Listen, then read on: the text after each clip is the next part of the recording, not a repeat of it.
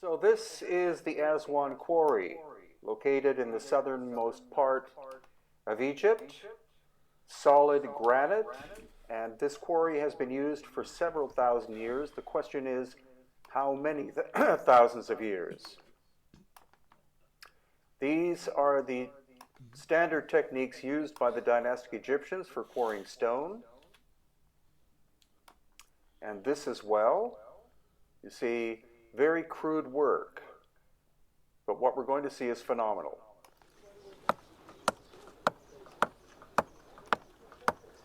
In about an hour, I'll have my obelisk ready. Harder.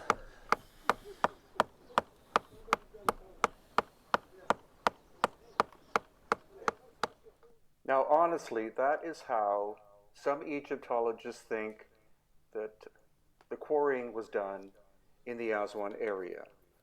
What we do find are these mysterious scoop marks, and what technology this was is still unknown, but it's clearly an example of lost ancient technology as compared, again, to the simple method used by the dynastic Egyptians of putting wedges in. So here we see side by side. On the right, you see the Egyptian technique. On the left, lost ancient high technology technique. So it's been described as scooping, but was it some kind of abrasive machine at work? Or something even more bizarre than that? Possibly a mechanism that emitted an energy field of some kind, destabilizing the quartz in the granite and causing the granite to turn into sand. Now here we're looking into the actual trough area of the 1,200 ton obelisk that was never completed. 1,200 tons. And here we get another visual look of the obelisk in its entirety, never completed. It's as if work suddenly stopped on this massive project.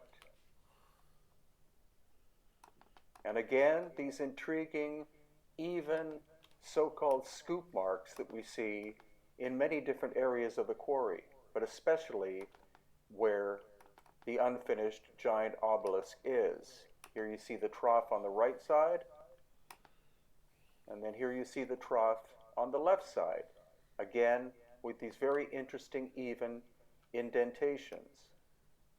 And this is called a test pit that goes down several feet.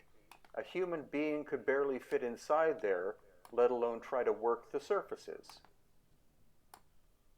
And again, these very intriguing, even marks and the complexity of the Aswan quarry itself. So let's see how the people with hand tools are now making progress.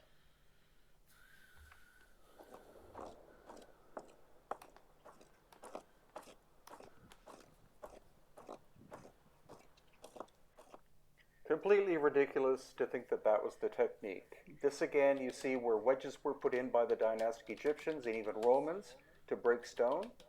And then a smaller obelisk that also was never completed. These intriguing scoop marks. You can see they were working on both sides, the left and right, and they were almost able to release the stone from the quarry. But something happened in Aswan that stopped the work, and the question is, what was it? Let's again see how the people using hand tools are making out. There's nothing else here. Thank you, lady.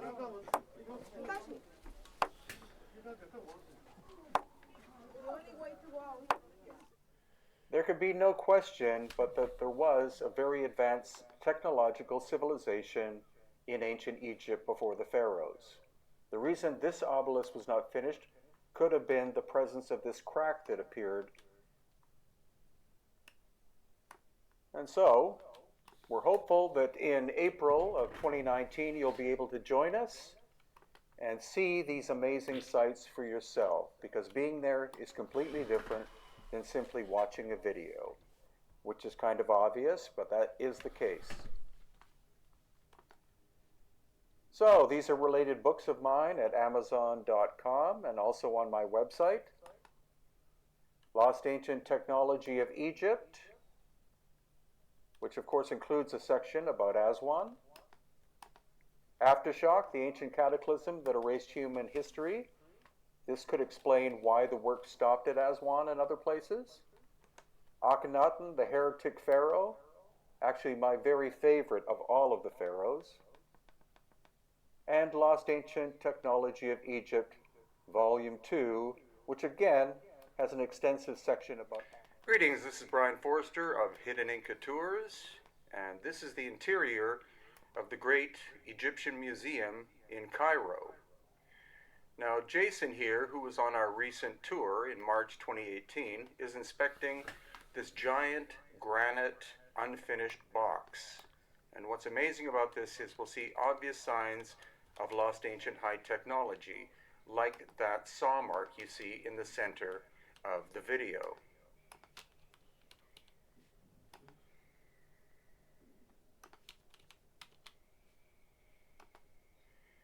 Now, I think on purpose, they pushed this unfinished box against a wall so that you wouldn't inspect these amazing saw marks. But what we see are two circular saws working, one on top, one on the bottom, obviously powered by some kind of machine, and rapidly cutting through this granite, which is 7 out of 10 on the hardness scale, with diamond being 10.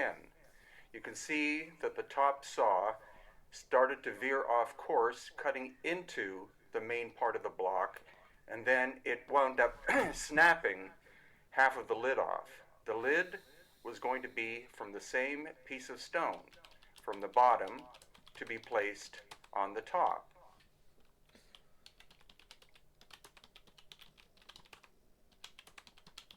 And now, right next to it, we see another granite box, and this is a different type of saw working, almost like a bandsaw.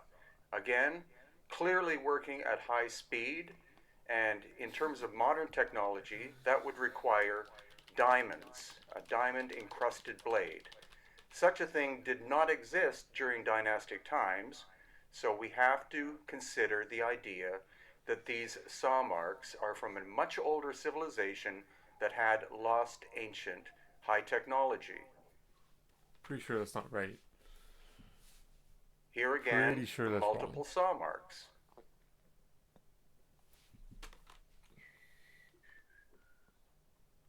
And then somewhat nearby is this basalt box. And what you can tell from here, again, is that the box itself had to have been made using advanced technology, and this object was found by the dynastic Egyptians, and then they simply carved these shallow vertical lines into the surface, probably with relatively crude tools, possibly Bronze Age, maybe even iron, but the lightness of the lines means that they were done more recently than the shaping of the box itself. So for the moment, that's it for the first floor of the museum, and now we're going upstairs to visit the second floor. And what we first encounter are a number of wooden sarcophagi. But as we go to explore these sarcophagi, we encounter one of the most enigmatic of all objects in the museum. Aside from this 10-foot long wooden sarcophagus, of which there are at least two, were there people actually that tall who fit in these sarcophagi? But what we encounter is the amazing so-called schist disc, and we'll go more into detail with that after we observe another one or two of the massive sarcophagi made out of wood from the dynastic period. Here are normal size ones, between 5 feet and 6 feet tall. And then this huge one, which is 10 to 12 feet tall. Is it simply a symbolic sarcophagus?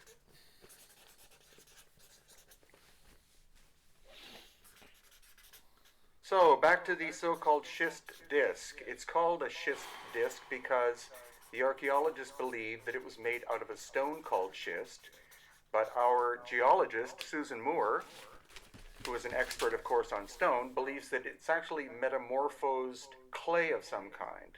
That would mean that it would be very, very dense, and also would be able to resonate. So this object, whatever it was, clearly rotated, and the strange thing is that the fins, three of them that you see there, don't angle. So it isn't apparent whether it was pulling or pushing air or water. Maybe it was simply made to set up some kind of vibration.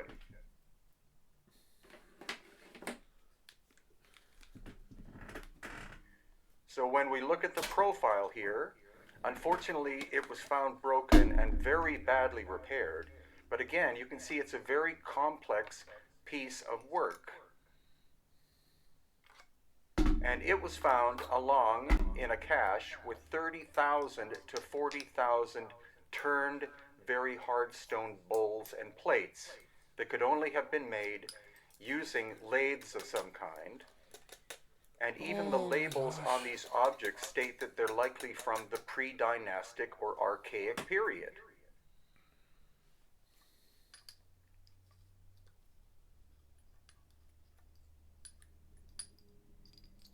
So here's an approach again to the so-called schist disk. They put it here so that the sun shines on it, I think on purpose, so that it's very difficult to properly photograph. The fact that it's even still on display is quite amazing because it's very much an anomalous object which does not fit into either the time frame or the technology of the dynastic Egyptians.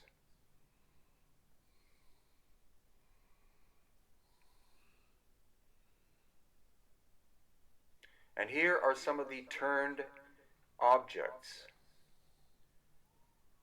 These, again, are likely quite hard stone, and you can see they're perfectly bilaterally symmetrical, so they would have had to have been made on lathes.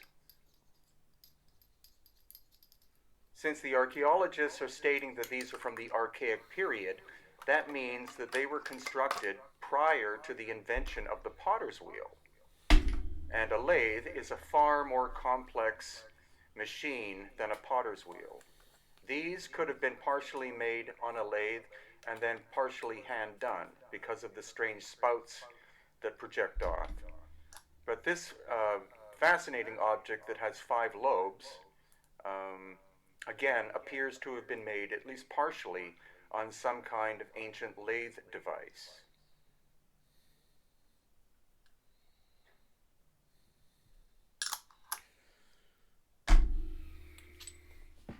And these are very hard granite, syenite, and diorite bowls and other vessels that could only have been made, again, on a lathe of some kind.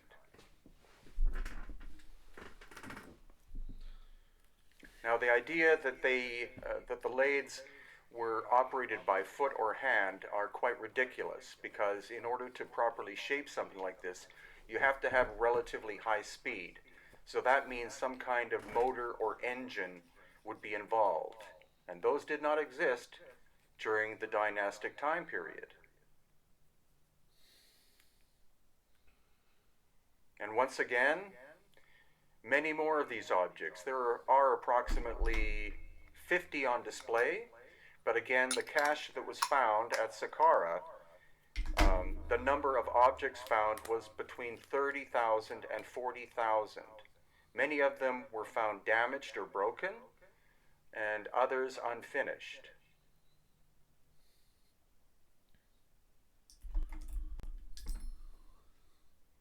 And here are some pottery vessels.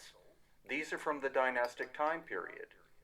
So it's very interesting that the ones that were turned on the lathe are even listed as being pre-dynastic, and yet these relatively crude pottery ones are from the later dynastic period. So what it's telling us, including this fascinating object here, is that the history of Egypt is far older and far more complex than most academics will state.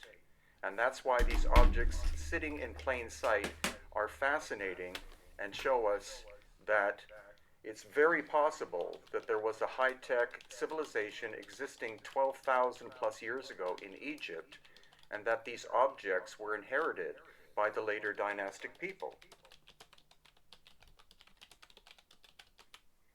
What was this object? It looks like a flange of some kind. And note again that pieces are broken off. This damage appears to have happened in the very deep past, because a high percentage of these objects are broken, and they were supposedly found in a massive pile all together in an underground space. These are boomerangs that are on display. Is it possible that the dynastic Egyptians invented the boomerang, or could these objects have in fact come from Australia, where the more famous history of boomerangs we know of?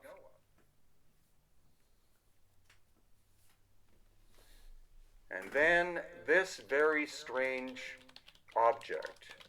It's apparently made out of very hard granite once again, and the tool marks that we see where these circles are appear to be machine marks. What it's used, or what it was used during dynastic times for, I don't know, but again, it seems to be an object that was inherited by the dynastic Egyptians. Notice the strange burn marks on it. The burn marks could very well have come from a cataclysm that occurred globally about 12,000 years ago. It not only affected sites in Egypt, but we see ample evidence in Peru, Bolivia, and other locations that have megalithic structures. And why is it that all of the large granite boxes appear to have significant damage, especially in the corners? And now, this other object on the first floor has obvious tube drill holes. Again, this is granite containing quartz crystal. In order to be able to produce a drill that could cut through this, you need to have at least diamond level technology.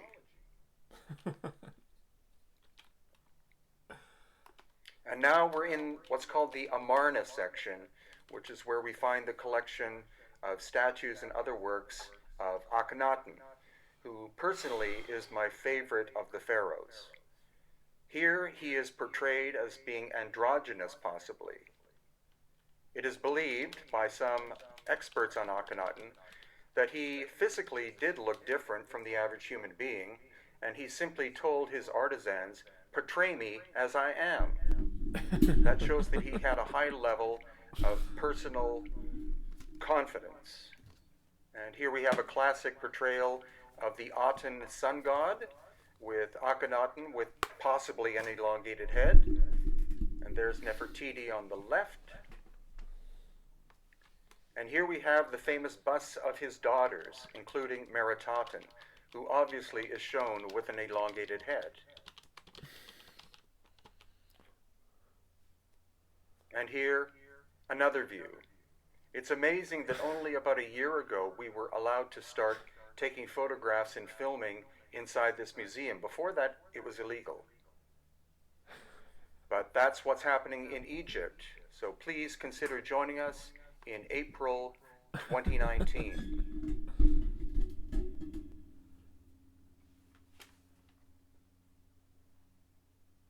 So these are related books of mine at Amazon.com. Lost Ancient Technology of Egypt. I'm going to be producing volume 2 soon of this book. Then Aftershock, the Ancient Cataclysm that erased human history. This is all about the ancient cataclysm 12,000 years ago. And The Enigma of Cranial Deformation by David Hatcher Childress and myself. And Akhenaten, the Heretic Pharaoh. So we're starting at the Temple of Hathor in Dendera, which is reasonably close to Luxor. And this is a dynastic construction. You can see the massive size of these columns. There are actually probably too many than are water required. But the major fascinating thing here are what are called the Dendara light bulbs. Now, whether they actually are light bulbs or not is very much up in the air. You can decide for yourself. But they're located in a very small underground chamber, which takes special access to get into. And this is what they look like. There are actually, I believe, 8 of them. You can see they kind of look like a light bulb, but other people say that there's something else. Another term used is a Crookes tube, which is a very simple light instrument. And here's a little video showing you the detail. The lighting in here is quite terrible, but it's a secret little chamber, very narrow access, and these are very curious sculptures. Then outside we see what are called keystone cuts, and there are hundreds of them here. It's likely that there were originally either bronze or wooden clamps to hold these sandstone blocks together. Probably wood, because that would take a lot of bronze. And now we're in the Valley of the Kings, and these are phenomenal shaft systems that of course were used as tombs, but it's highly unlikely that the pharaonic people or the dynastic people constructed them, because they're hundreds of feet long. Here's a diagram of the burial place of Seti I, and you see the hundreds of feet that these go on in the bedrock in the Valley of the Kings. There's no way that this could have been done with hand tools. They're way too long. So you can see this is actually quite close to the entrance going back out. And as I walk further back, these things are perfectly bilaterally symmetrical and just phenomenal. And this is the nature of the stone of the area, so you can see that it naturally fractures. So the idea that these were cut out with hand tools is quite ridiculous. They were probably done using some kind of high technology long before the dynastic times. Now we're at the Ramesseum. This is what remains of a 1,000-ton granite statue. And this is the base that weighs 500 tons. Now the quarry for this is hundreds of kilometers away. And what's most curious are the weathering patterns on the granite, because this is not the way that granite naturally weathers. The surfaces are peeling off, and here you see all these crack marks. It's likely that this was a site hit by an ancient cataclysm 12,000 years ago. Now this is the dynastic aspect, these columns with the giant sculpture in the background. And this is one of the artifacts that I also believe was hit by this cataclysmic episode that was probably solar plasma from the sun. Here you can see that the crystal structure has expanded and the sculpture is basically falling apart. This is not simple vandalism. And here again you see the crystal structure has expanded. Geologists have told me this would be the result of very fast, very high heat, thousands of degrees Celsius. And this once was a granite stone too, but you see it's basically the surface is falling apart. And here again, the surface is sloughing off. And all the scorch marks, the discoloration, indicative of high heat.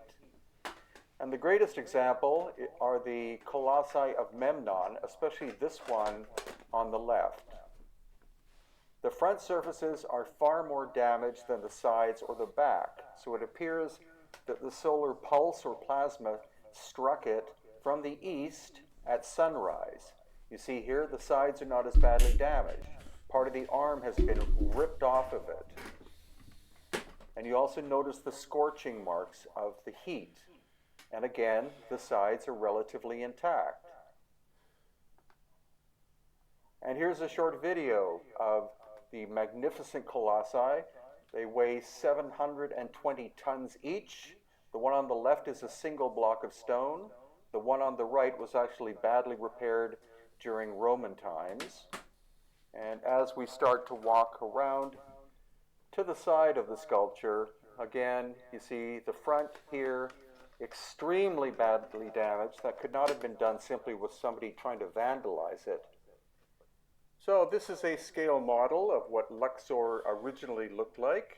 I believe it had 11 obelisks originally. And here again we see the overall layout of dynastic Karnak. It's one of the largest archaeological sites in Egypt and in fact the world.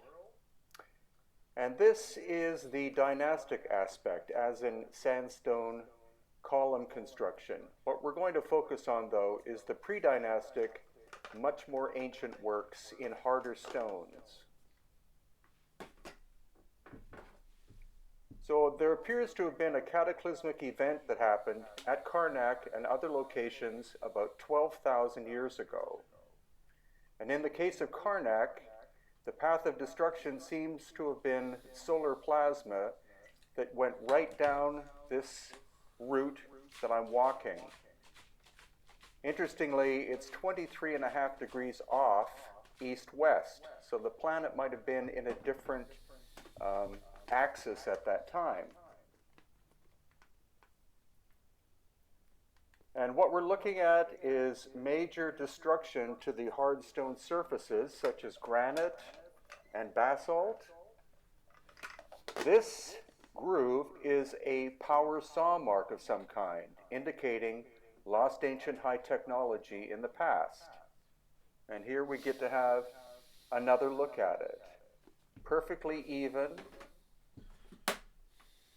And also these core drill holes that we find not only at Karnak, but also other sites such as Abu Sir. And you can see this core drill is massive in size, very industrial, very ancient. And then we also see the granite surfaces here have basically been burnt off. This is not destruction by some tribal people. This is some kind of cataclysmic solar plasma, according to the theory of people such as Dr. Robert Schoch. And here again we see another example of it. The upper part of that column was in good shape, but the lower section is basically burnt off.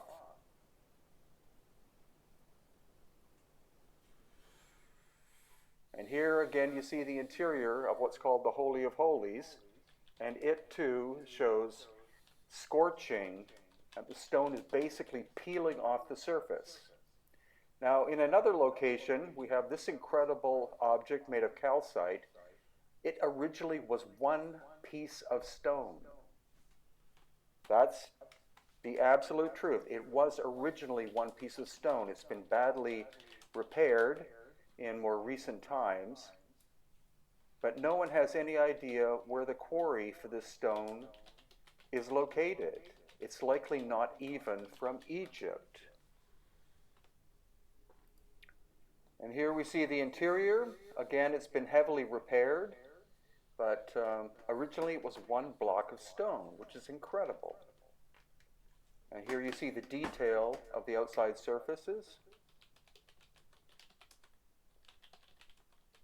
And the fact that the corners, at least on the inside, are not sharp angles, they're actually curved.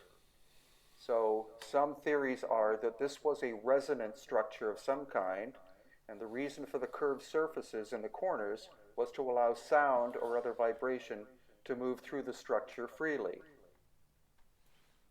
Then, as we move back into the core area, again we see ancient stone blocks with the surfaces basically burnt off. And this has been attested to by geologist Susan Moore, who will be speaking to you in this video shortly. But again, along this axis path, 23.5 degrees off of east-west, these surfaces are hugely damaged, such as here, once again. And it's only in this direct area that this damage has occurred.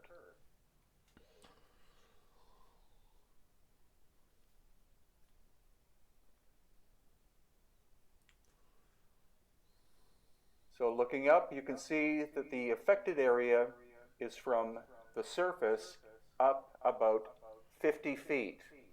The obelisk surfaces above that are still intact, but the lower surfaces have been affected, especially the eastern side. Eastern side affected much more than the other surfaces, so the force came from the east.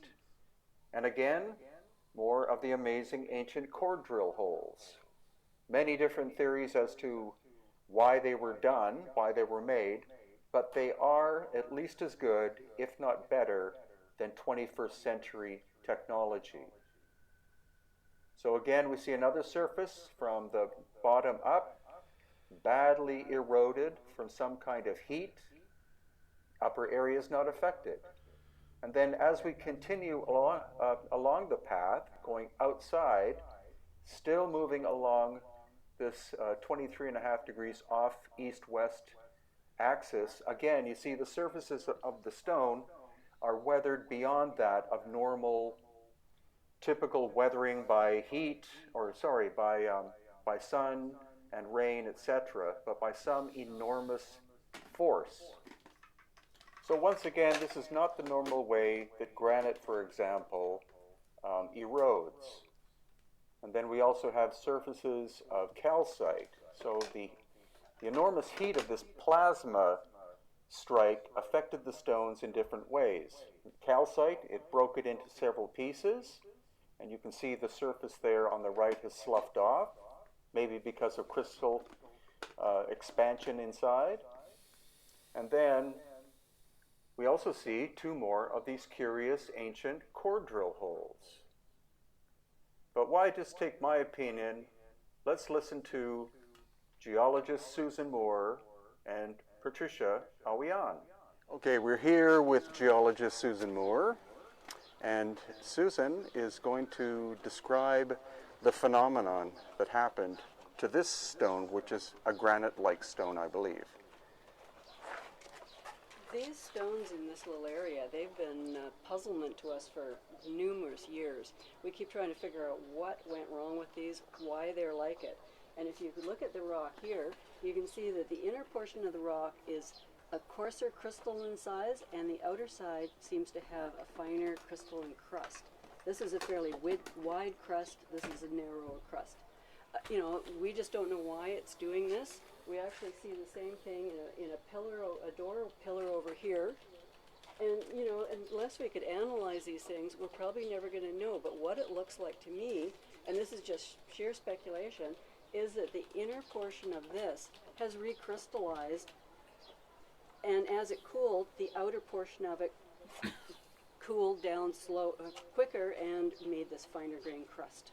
Okay, and that would likely be the result of intense heat. Intense heat.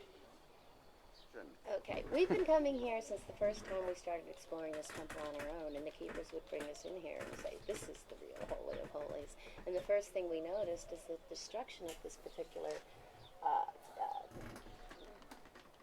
granite, or is it? I'm sorry. Diorite, yeah. This particular rock, you can see its destruction, the destruction's from the inside out. And what is, what would cause something like that? So our theory was it was the energy of the site. But as we move in our research and our learning, we think about all the different possibilities. Yes, maybe the energy, that they're harnessing a magnetic current here, but is there another event from above that connects and hits this is attracted to this magnetic energy that causes this explosion? And as Susan would just explain, could create something like this that we can't create today with our own technology. Now here we are on the Giza Plateau in Egypt, of course. And there you see the Great Pyramids in the background. That's what's called the second pyramid. Where we're going today is what is called the Osiris Shaft. And this has not been opened for decades, if not hundreds of years, to the general public. But thanks to the new Minister of Supreme Antiquities, it's open if you want to literally rent the space for 2 hours. Now, it's not open to the general public. It requires a special permission and fee. And that special permission or fee costs between $2,000 and $3,000 for a 2-hour period. But we decided to do that for our guests, and we will do this every year on our tour from now on. So this is our group lining up. The door has been unlocked, and so gradually we're going to start moving in. So this is the uppermost level, which is in the bedrock itself. And here comes Jason, who was in our group in March 2018, clearly thrilled at what he saw. And now we move in. Again, this is the surface level, which is in the bedrock itself. And now we look down to the second level. Now, I'm not going to tell you immediately how many levels there are. This is all part of the incredible experience of this space that has only been open since, I believe, November 2017. Now, this is down in the second level. You can see it's quite small. Nothing too incredible to look at in this space, except the fact that, again, it's cut in the bedrock. And this is giving you a view from the second level with the ladder up to where we first enter. What is this? So this is about 12 of us out of a total of 30 getting ready to go down into the next level. But of course, because of the nature of the space, only a certain number could go down at a time. But this is looking down into what is the next level of the Osiris shaft.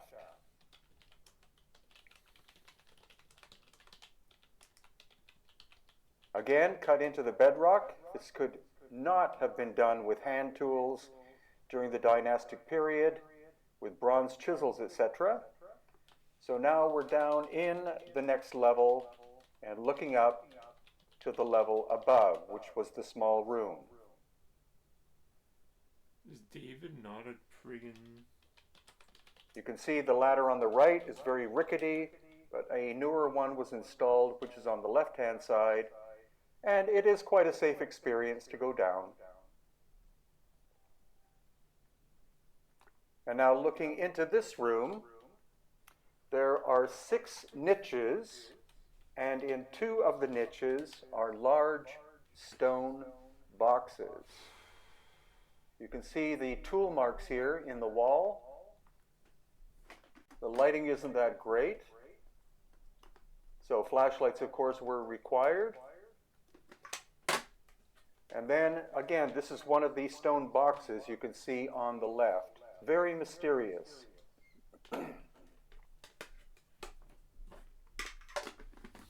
This is moving into one of the niches.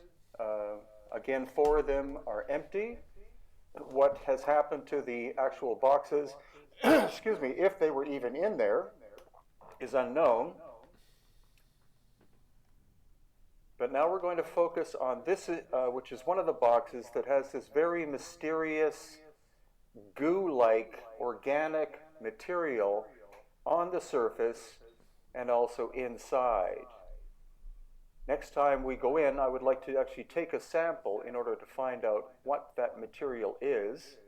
It doesn't appear to simply be fire or smoke, because there's very little smoke on the ceiling. It seems as though something happened to whatever or whoever was inside the box, like an explosion of some kind. And then this is the other box, which is more roughly shaped, and inside, mysterious massive damage, again as if the interior of the box exploded. Very strange. This isn't simply tomb robbers going in and trying to extract material from the interior. There's some kind of chemical process went in here which is very weird. So again, looking up the ceiling, bits of splat, but not what I would call smoke. or carbon material from a flame, some other kind of strange phenomenon occurred here. And this box, supposedly the material is not granite, it's not basalt, it's not syenite, it's not diorite. It's a stone that is not found in Egypt. So weighing in at a minimum of 30 tons, where did this stone come from? How was it shaped? And how was it brought down the shaft system into this niche? Here again you can see the tool marks, very similar, almost scraping like tool marks. And then we're looking down into what will be the actual bottom level of the Osiris shaft. This is Yusuf Awiyan, who was one of our guides. The water that he's in is crystal clear, and he's standing on top of another giant box that's submerged underwater. So we are presently 200 feet minimum underground in the Osiris shaft. And there is underground water, of course, at Giza. But this water is crystal clear. So where exactly did it come from? And was it intended that this water be in there and be part of whatever process this structure originally performed? Because they call it a symbolic tomb, which is a really cheap way of saying we don't understand what this was made for, who made it, and when it was made. It's clearly megalithic, and thus it's likely at least 12,000 years old and was found by the dynastic Egyptians. They did not construct this, because this possibly could be beyond 21st century technology that was involved, which we see also at other places in ancient Egypt. The clear signs of lost ancient high technology that was present long before the time of the pharaonic people. I believe the stone is called dacite. I might be wrong. That would be D-A-C-I-T-E. Interestingly, inside this niche is a recessed area where a human-sized sarcophagus could have once been. That could have been an actual dynastic burial, but the other two boxes and the ones submerged underwater were beyond the technological capability of the dynastic Egyptians, and thus has to be much, much older.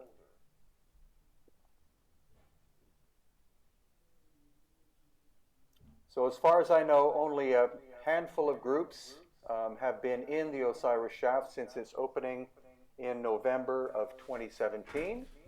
You can rent the space if you want.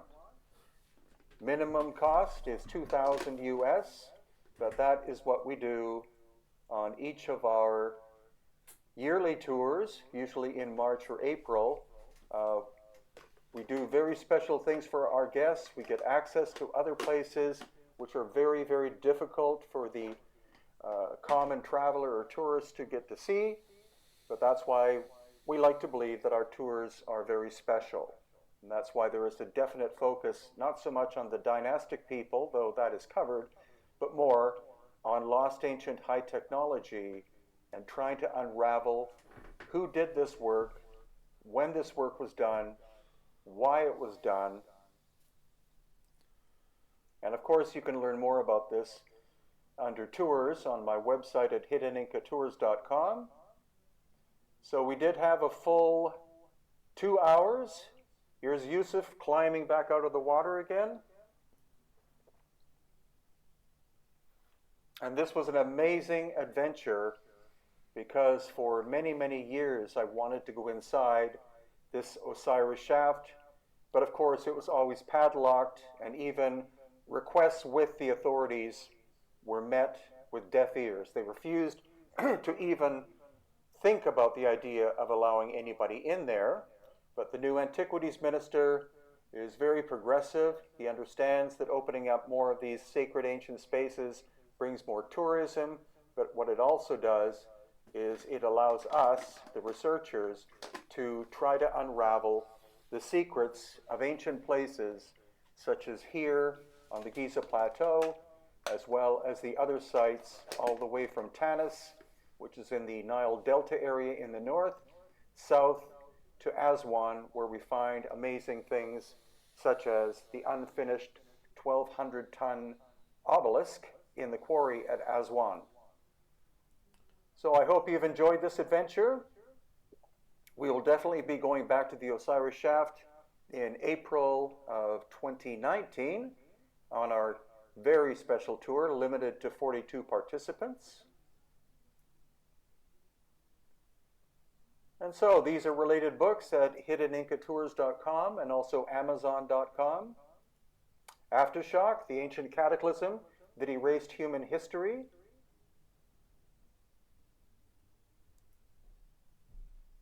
Lost Ancient Technology of Egypt.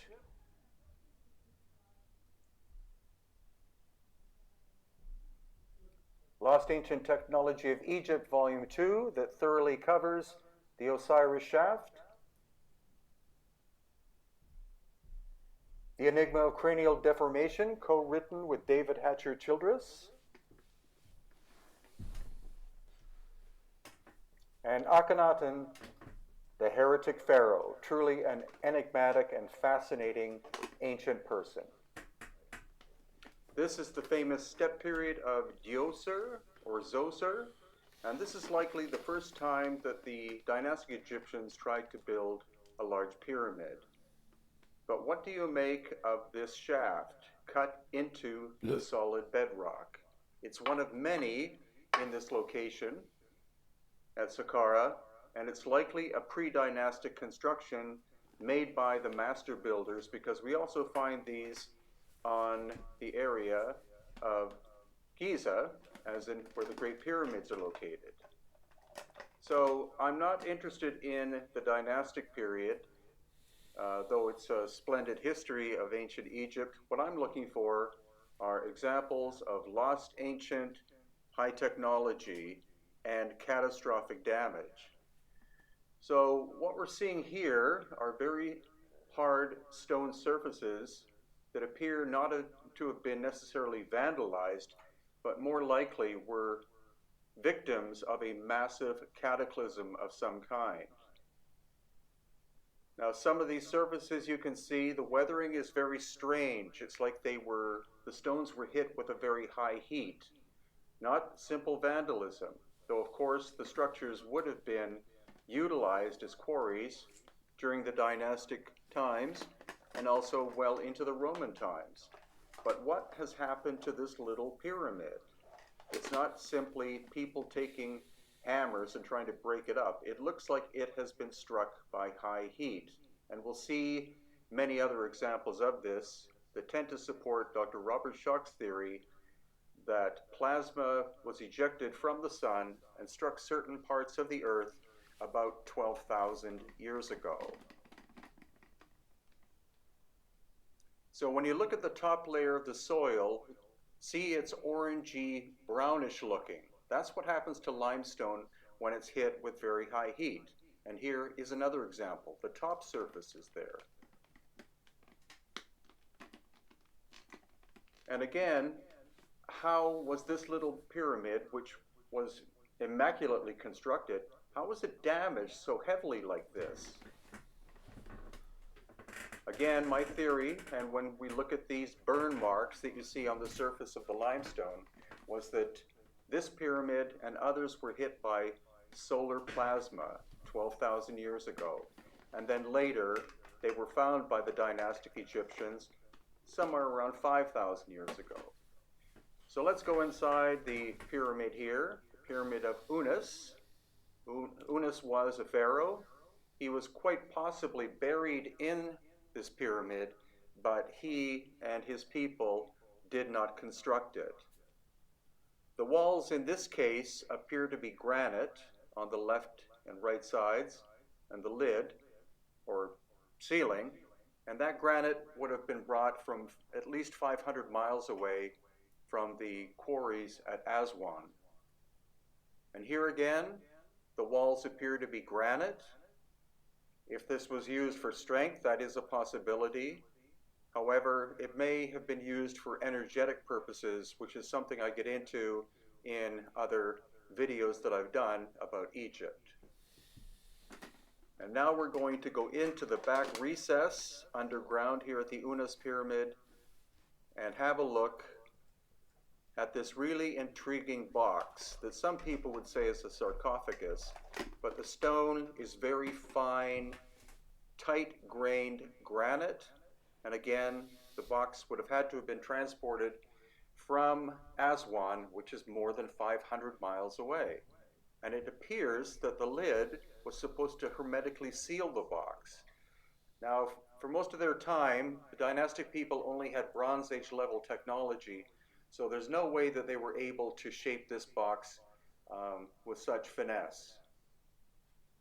So this Unas Pyramid has been recently opened up for us to explore. We were there in March of 2018, and now we're going to climb back outside of it and explore more of the Saqqara area. So once again, the Djoser Pyramid or Zoser Pyramid, and this could be a construction done by the dynastic people because you see it's relatively small stones that are stacked on top of each other. But I wonder where those staircases go. They appear to go underground somewhere. Maybe they connect with the ancient tunnel system, which is spoken of not only here, but also throughout the Giza Plateau area, which is immense. It's not just the area where you find the Great Pyramids, but it includes places like Saqqara, Abu Sir, Abu Rawash, etc. And now we look down, you see the top level is dynastic, but below that, cut into the bedrock. So again, the bedrock cutting is probably a pre-dynastic work. And here we have another look at that. You see, stacked stone on top of cutting into the bedrock itself. Now, here we are at one of my favorite places at Saqqara, and this is called the Serapeum. Again, notice that the upper layer appears to be burnt or scorched by heat. And as we walk into the Serapeum, this is one of the most spectacular places by far in all of ancient Egypt because of the mysterious boxes we're going to look at. The site was discovered by the archaeologist Mariette, I believe in the 19th century, and had been relatively unknown for a long period before that. It is literally underground. The dynastic people probably found it, but the constructions you're going to see could not have been done by the dynastic people. The first thing is, if the lights weren't on, this place would be pitch black. And so how could they possibly have quarried out this huge tunnel system that goes through it? There's no appearance of any soot or anything like that on the ceiling. And so the construction of this tunnel system, which appears to have been repaired, as you can see on the left, in different periods of time, the lighting must have been artificial in some way. And though that sounds hard to believe, you will believe it when you see what these boxes look like. It appears in some ways that the Serapeum is a climate-controlled atmosphere, because every time I've been there, and it's been at least 6 times so far, it's always about 70 degrees Fahrenheit or approximately 20 degrees Celsius, which is a very pleasant temperature. It's not like something like the interior of the King's Chamber in the Great Pyramid, which is very, very warm. So the coolness, of course, is because it's subterranean, but the question is, what are these immense objects that we're about to see? How were they created? What were they possibly used for? And why, when Mariette discovered them, were all of the lids except one pried open? Very mysterious place. So the lid of this box weighs 30 tons, and the box itself weighs 70 tons. So that's 100 tons, and you can see the highly polished surfaces with the really crappy hieroglyphics done. Conventional academics insist that the shaping of the box and the hieroglyphics are contemporary with one another, But that is completely ridiculous. It's quite obvious that the dynastic people found these boxes in situ and in some cases decided to carve hieroglyphics in some of them. Again, the stone likely came either from the eastern desert or from Aswan. Also, these recesses you can see in the walls are larger than the length of the lid of the box. So that means that the indentations were likely made so that the tops, 30 tons apiece, could swivel open. And again, the surfaces beautifully polished. The lid fits on so tightly that it would hermetically seal the box. There's no way a Bronze Age culture could have possibly done this work. Though the hieroglyphics, of course, they very much could have done. They are very crude, and because of the granular nature of the granite with the quartz content, that's why the lines are not straight. And why are these indentation areas polished as well? It's very odd that the original builders didn't make them perfectly flat surfaces. If this was a resonant box of some kind for high technology or some other function, it could be that the indentations were for final tuning of the box, because the acoustics inside are absolutely astonishing, and the box loves the sound of the tone Om. So again, the hieroglyphics are so crude, whoever the artisan was, he could not even, or she, could not even make a straight line because of the granular nature and the content of very hard quartz, which is in the material itself. But the high polish of the surfaces is quite amazing. You would likely need to have something like diamond dust or powder to be able to produce a polished surface like that. And then as we turn, we're going to explore the fact that there are more than 20 of these massive boxes in situ in the Serapeum at Saqqara. Now, not only are they in the niches, but you can notice they're about 5 feet down into the niche. So the box would have to have been moved through the corridor, turned around a corner, and be gently placed downwards by about 6 feet or 2 meters into the niche itself. And again, intriguing that the interior walls are wider so that the top of the box could swivel freely. But how are you going to move a 30-ton lid by hand in such a narrow space? So we continue walking through the tunnel labyrinth system here at the Serapeum, and this little hallway connects up with the second long tunnel. It does not have niches in it, but it seems to be the way that the stone boxes were transported into the other tunnel system. And what we're going to see here is very much telltale as to what was going on in ancient Egypt before the time of the dynastic people. What we're coming up to is one of the giant boxes without the lid, and the surface is relatively rough. So it was shaped likely before it was brought into the tunnel system of the Serapeum. And this is like it's locked in time. Something happened at the Serapeum, stopping all work.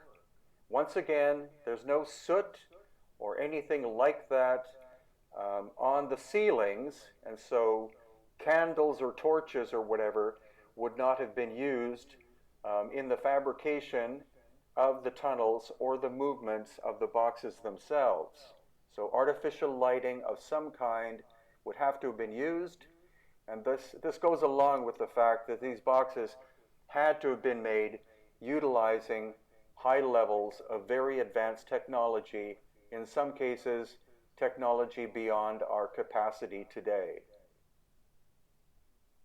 So as we walk past the unfinished box that likely would have been finished once it was very close to its niche, we see in the background the lid that was to accompany the box. So it's very likely, and it's telling us, that the box would have been moved first, then the lid second. The box would have probably then been put into its niche, then the lid, 30 tons, put on top of the box. But how was the polishing done to make such a beautiful seal? And then we have this other orphaned lid here, and we're going to go back into the main tunnel to see where its companion box might be located.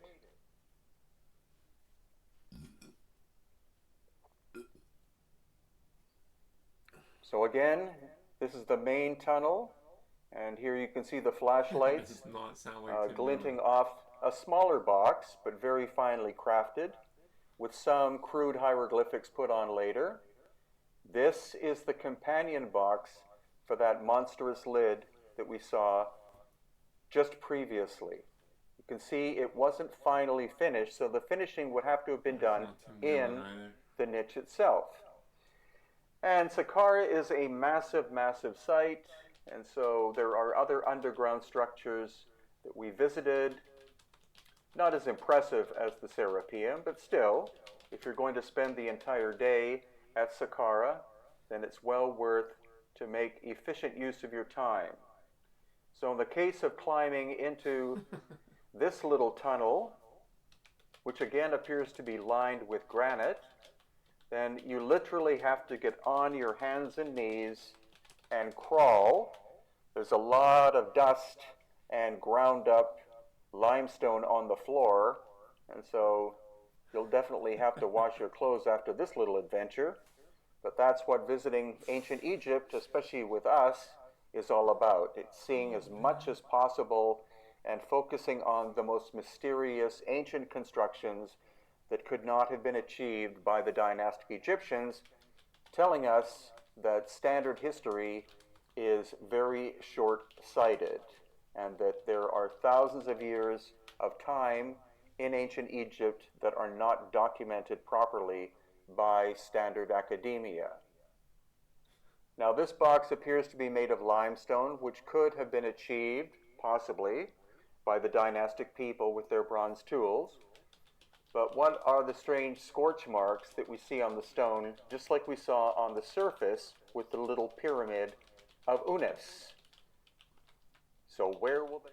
Now, this is what is called the Valley Temple. That's its common name.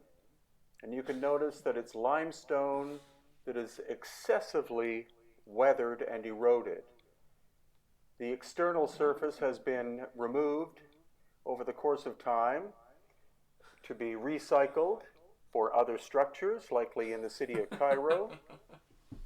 But the amount of weathering involved is extremely interesting. And here's a section of the outer wall of granite that is still in situ. Now, geologists have told me that the amount of weathering on the limestone surfaces above is far more than one would expect from wind and rain and sand and sun over the course of, say, 2,000 years. Luckily, this section that you saw there of the outer granite core is still in place. But here you're looking at megalithic-sized stones, obviously. The granite outer facing was brought from, most likely, the Aswan Quarry, which is about 500 miles to the south, or 800 kilometers.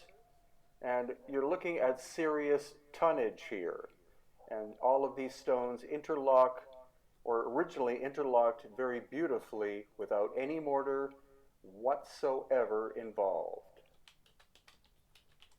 And again, here we are walking along, and this is what's called the Sphinx Temple in front of the Sphinx. And in fact, the Valley Temple and the Sphinx Temple were originally the same structure. And here again are some of the granite outer facing blocks that are still somewhat intact. There you see the Great Pyramid in the background. And again, you're looking at serious tonnage here in terms of the limestone core. Blocks weighing 10, 20, perhaps 40 tons. The weathering is extreme, and we believe that this structure is contemporary with the structure of the Sphinx, meaning that it is 12,000 plus years old, and this is based on what geologists, more than 200 from around the world, tell us, based upon the weathering patterns. So this is inside the so-called Valley Temple. Notice the amount of erosion on the bottom of this pillar as compared to higher up, which we will see in other video clips. You can see the bottom half, roughly, seems to be heavily weathered. That may very well have been water. And here you see the interfacing granite stones that originally were very tightly fitting together. Again, the granite all came most likely from the Aswan quarry in Aswan itself, in the very southern part of Egypt. Again, notice the weathering on the lower section.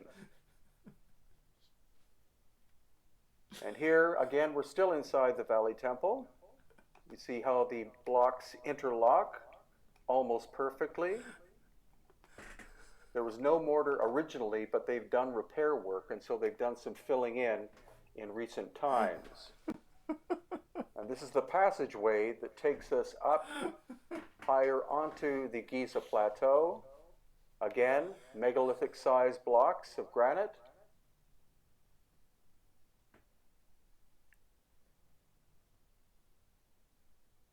And geologists have told us that the amount of weathering here is much more excessive than would be under normal conditions over the course of, say, 2,000 years.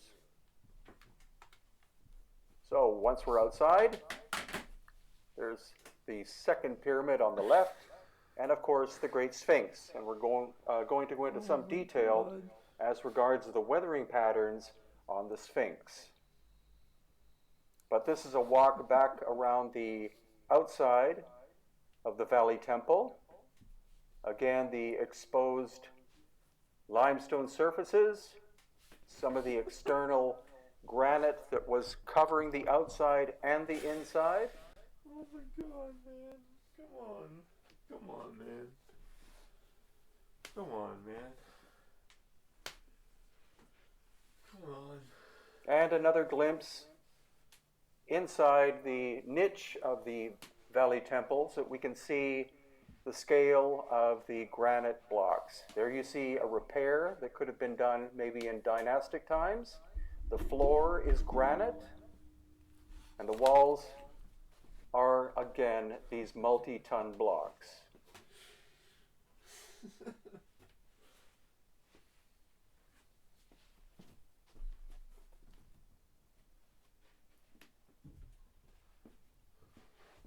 So we go back outside and then turn to the left to have a look at the exterior of the Valley Temple that basically interlocks with what's called the Sphinx Temple.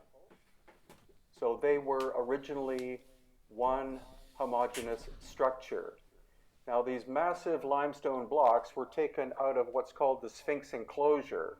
So whoever made the Sphinx cut out these multi-ton blocks in order to shape the Sphinx enclosure and shape the Sphinx itself. Each block was taken out, of course, individually, and then locked into the one that had been taken out prior. And these vertical weathering lines are the indications of precipitation, and precipitation on such a scale has not been seen in this part of Egypt, geologists tell us, for at least 12,000 years. The head, of course, has been recarved during dynastic times, but you see the chest of the Sphinx heavily eroded, and there with the paws we see a lot of reconstruction that likely began during the time of Khufu. Now this shows the difference between the bedrock and here blocks in between the front paws of the Sphinx. and then this wooden walkway, which is in between the front paws. And again, a lot of reconstruction has been done to the Sphinx over the course of possibly 4,500 years. You can see relatively modern rebuilding, and then much older. And then the bedrock itself. But you see that this is one of the back paws, and it clearly has been reconstructed in relatively recent times as compared to the weathering of the Sphinx enclosure. Again, major emphasis on the vertical weathering, because that indicates precipitation. And if you didn't know, there is an entrance near the very back end of the Sphinx. There is a ladder inside, so there could be a labyrinth of shafts and tunnels under the Sphinx and the entire Giza Plateau. Once again, the vertical water weathering and the excessive and extreme erosion that we find at the Sphinx. Different layers are different hardnesses, so the softer layers were carved out much more rapidly than the harder layers. You see the undulating lines. And this shows you the extent of the Sphinx enclosure itself, that the Sphinx was carved out of the bedrock itself.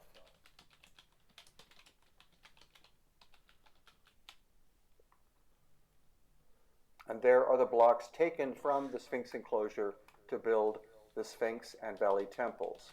So once again, on the left, you see that's bedrock. On the right, those are blocks.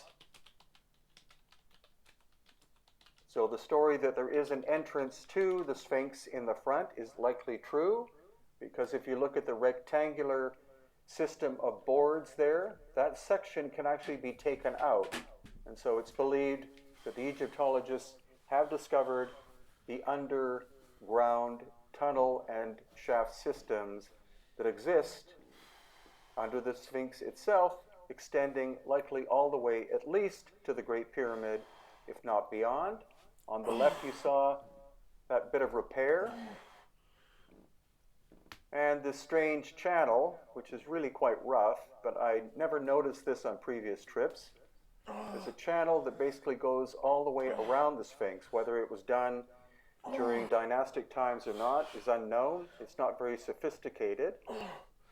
But just to emphasize one more time, the vertical weathering was precipitation. And it has not rained much around the Giza Plateau.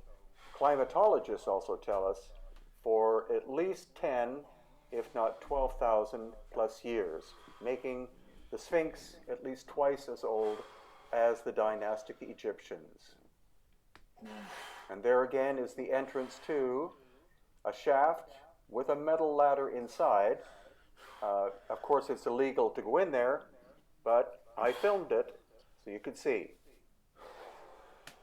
And more or less finally, once again, the extreme weathering marks on the limestone of the bedrock of the Sphinx enclosure, all of the repair work that's been done over the Sphinx over the course of up to 4,500 years. Some Egyptologists insist that Khufu was the one who constructed the Sphinx, but it's likely he and Khafre were the ones who did repairs. And this shows you again the transition between the bedrock and then these blocks of limestone and the rectangular section, which underneath is believed to be the entrance to the shaft and tunnel systems. Now this strange location is called Tanis, and it's in the Nile Delta in northern Egypt. It takes 3.5 hours to drive from Cairo, and for the last 2 hours we drive through lush vegetation and agricultural farmland. So the question is, why is Tanis seemingly devoid of life, and why is every sculpture and obelisk and pillar, etc., smashed to pieces? This is way beyond the damage of any marauding army or vandalism.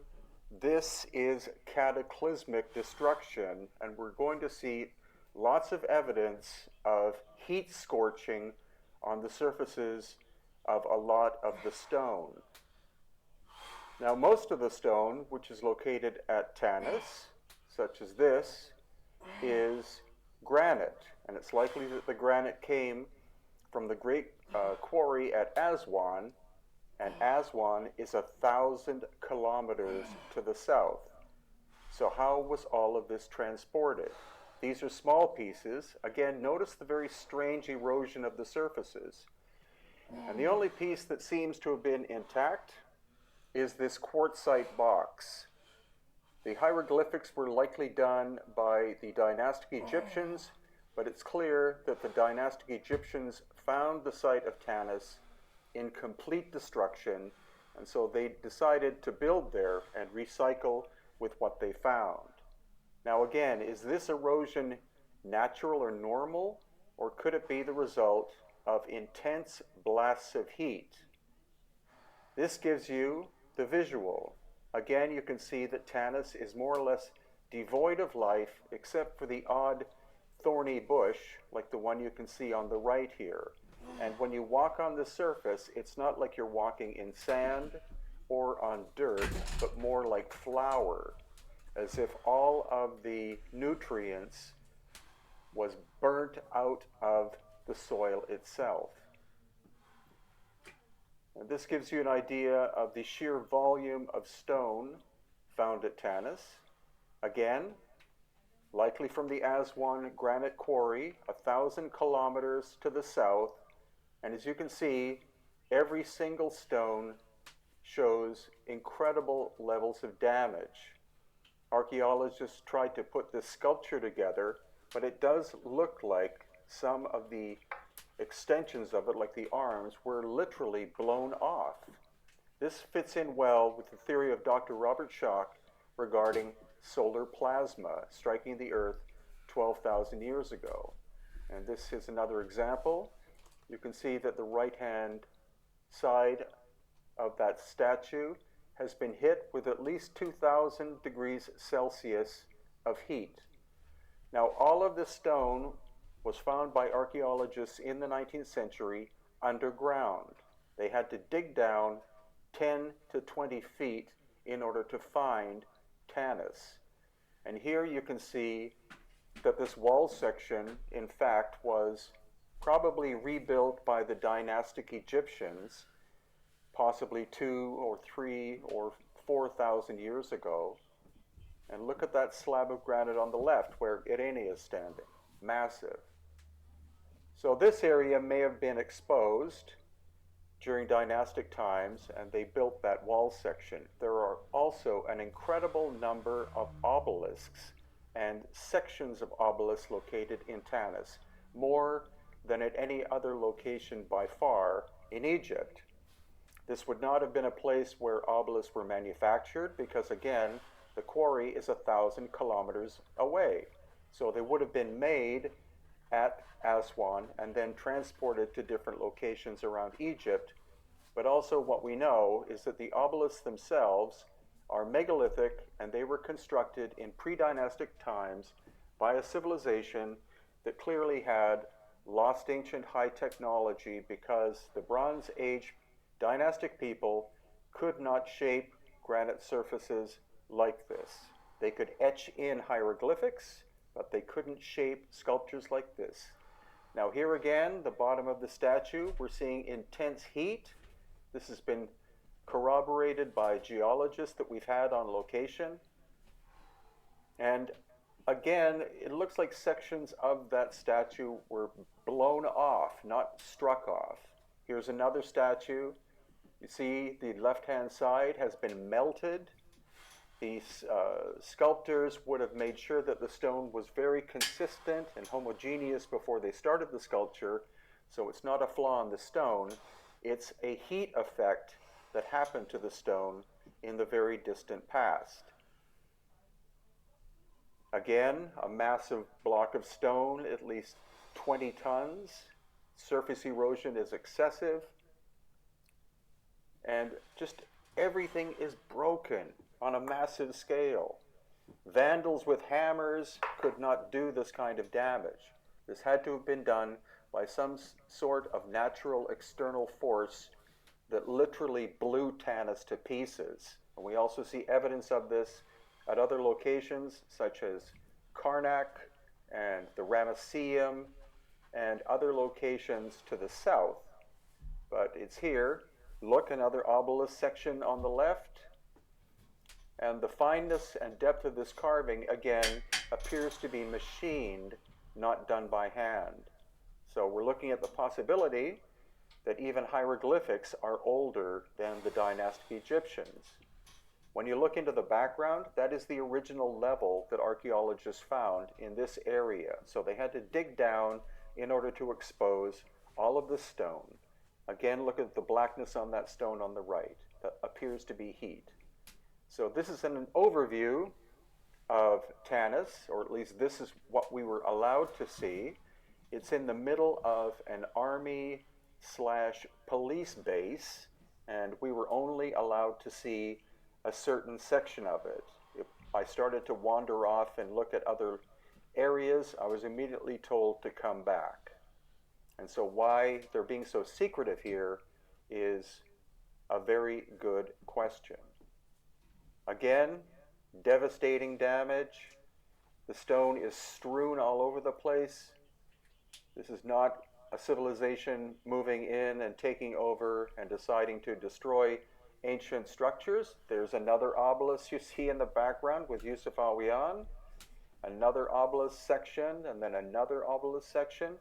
There are between 10 and 20, if not more, obelisks that were found in the area, all broken. And again, this surface appears to be machined, not done with chisels. So that is lost ancient high technology evidence. Another section of an obelisk with very deep carving into the granite surface. And of course, the stone has been lined up during the excavation times by the archaeologists. Here you see more sections of obelisks.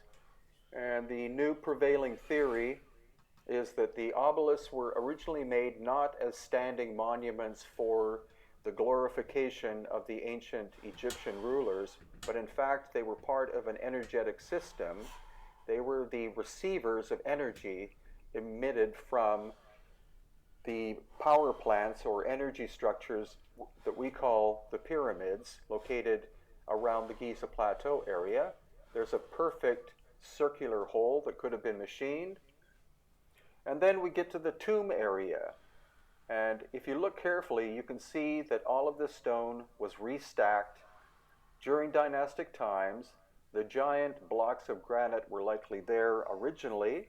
Then the dynastic people simply took stone from the area, especially this limestone on the left, and piled it up to create a tomb. Inside this one, we find a granite box. This likely was a sarcophagus. The roughness of the surface shows that it was probably done during dynastic times because it's not that well done as compared to the finer craftsmanship of the older megalithic work. And then when we look up, we'll see that this top block has hieroglyphics on it. So clearly that was recycled from an older structure. The dynastic Egyptians did not move any material in terms of stone into the area. They simply recycled what they found. And their technical prowess was not much compared to that of the earlier lost ancient high technology civilization. Here again, we see a much larger box, which they would call a sarcophagus, with the top snapped off as if it was hit with an enormous force. And one last wander through the area of Tanis we were allowed to see, which was quite extensive. And again, you can tell this area was probably exposed and opened during dynastic times, and the stone was reconstructed, or the wall was reconstructed by the dynastic people. See the very poor work on the left-hand side. That's an addition during dynastic times. And the simple fact that this whole area here is devoid of life except for a handful of prickly bushes gives us a strong indication that solar plasma struck this area about 12,000 years ago. This is corroborated by Dr. Robert Schoch, who's a geologist, and also accounted in my book, Aftershock. Here again, we see more melted surface on this piece of quartzite. It is like a giant came in and just knocked everything to pieces, but it wasn't a giant, it was a giant force that came from outside of the Earth, plasma ejection from the sun, most likely striking at sunrise around 12,000 years ago. It could have been a series of events, not just one simple one-day event, but it could have taken place over the course of up to 300 years, according to Dr. Robert Schoch, that would have vaporized anything and anyone that was in this area. The soil might have been blown up into the sky and then came down and covered the whole site, because here I am on the original surface level. This is the surface that the archaeologists found, and in order to see the artifacts, you have to climb down, again, between 10 and 20 feet. And these mysterious men in black were with us. There were 4 or 5 of them. Very nice suits, sunglasses, automatic weapon hiding underneath his jacket. They were keeping a very fine eye on our activity, but thankfully we were able to film. So these are related books of mine at Amazon.com. Lost Ancient Technology of Egypt, Volume 1, which does not include Tanis. Lost Ancient Technology of Egypt, Volume 2 does include a thorough chapter on the Tanis location. Aftershock, the ancient cataclysm that erased human history. And Akhenaten, the heretic pharaoh, the only person who lived during dynastic times that fascinates me.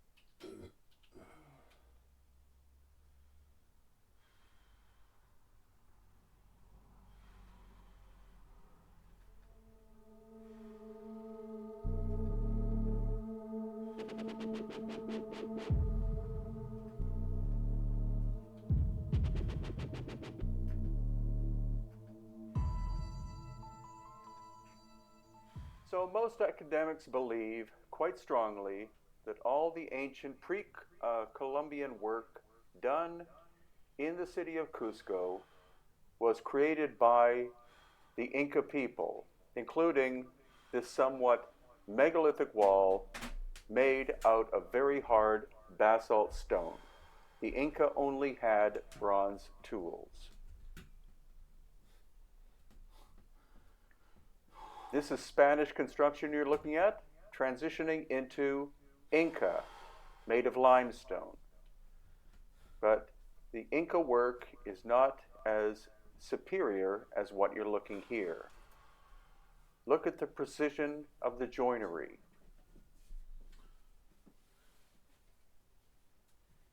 This megalithic wall was made out of granite from a somewhat local quarry. But again, the granite is much harder than bronze chisels. This is Spanish construction, as you can see, quite sloppy. And this is the incredibly precise basalt work, I believe, and many others do now, that this work was done by a culture that had lost ancient high technology, and existed long before the time of the Inca.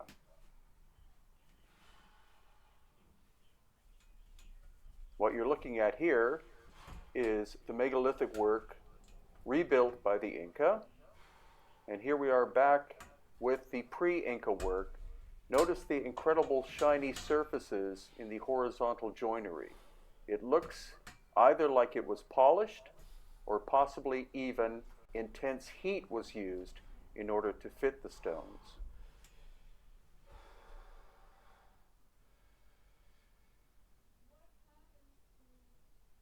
And here, in this other ancient wall, we see possible signs of catastrophic damage created by heat, possibly by an ancient cataclysm or even heat strike from the sun. And this wall tells the whole story. Notice the megalithic granite blocks on the right, later Inca work on the left. And now we're inside of what is called the Coricancha, again, a basalt construction, and look at the astonishing accuracy of the joinery. Again, could not have been done with bronze tools. It had to have been done utilizing some form, or forms even, of lost ancient high technology. This work would be very difficult to do today, including this tiny stone put in there. As we walk through the Coricancha again, we see astonishing accuracy. These walls average 3 feet thick, and there is no gap from the front all the way to the back. And this lintel, or this recess area, you can see is almost perfectly level. And here, in a side room of the Coricancha, we see different shapes that are not in their original places. And here, what has to be a machine drill hole. There's no other way this could have been done.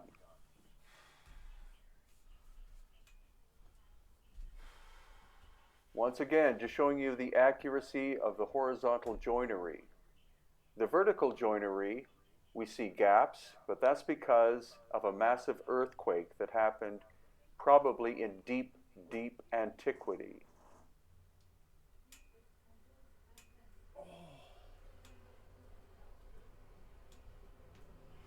And now we are above Cusco at the ancient site called Sacsayhuaman. And Sacsayhuaman is more than 600 hectares inside, or 1,200 acres. Now, what we're looking at here is not so much incredible accuracy, but just very strange, heavily eroded surfaces, again, that had to have been done with some kind of lost ancient high technology. The stone here is limestone, but it has been metamorphosed, so it's much harder than bronze. And why were these recesses even made in the first place? There appear to be more than 5,000 of them in the Cusco area, and the erosion indicates thousands upon thousands of years of age.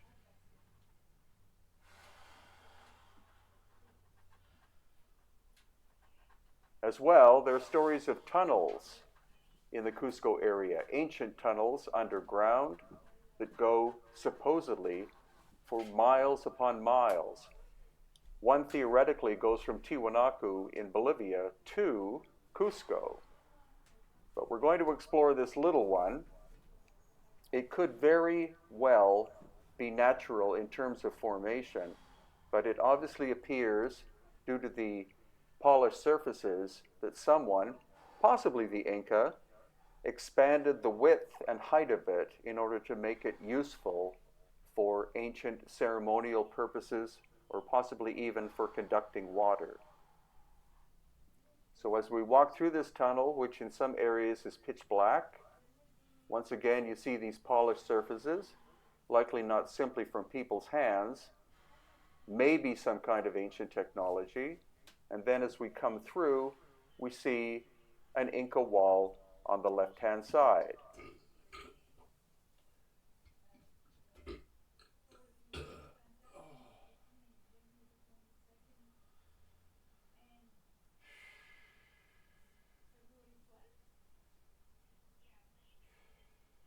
And once we come out of the tunnel, again, there are many strange, ancient, cut and eroded stone surfaces.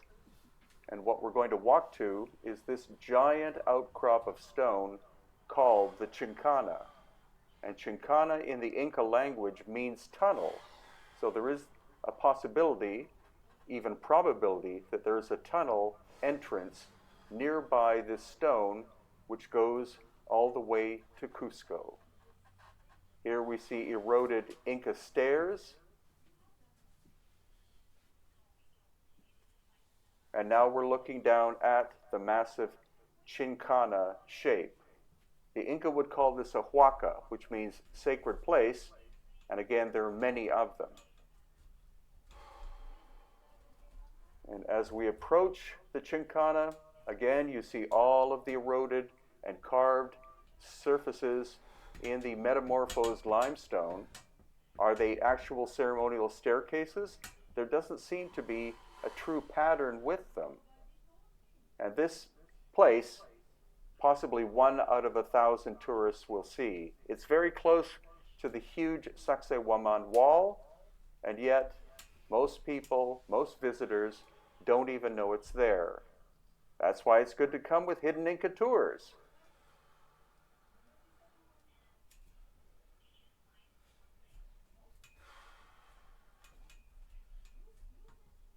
So as we approach what is believed to be the front of the Chincana, again, you see these very odd surfaces, almost as if the stone was molded in some way. And as we walk over to the left, we'll see that a massive piece of stone has broken off, and this has an internal staircase.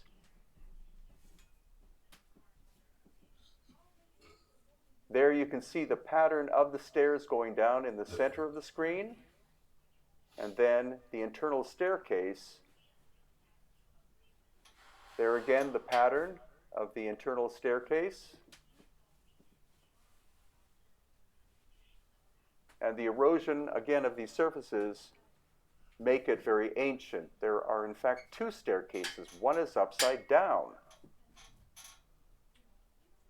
And here we have an Inca wall that is constructed, because at every ancient megalithic site we do see Inca presence as well. They revered these ancient places. There you see the broken off staircase on the right-hand side, and then on the left-hand side where it used to attach.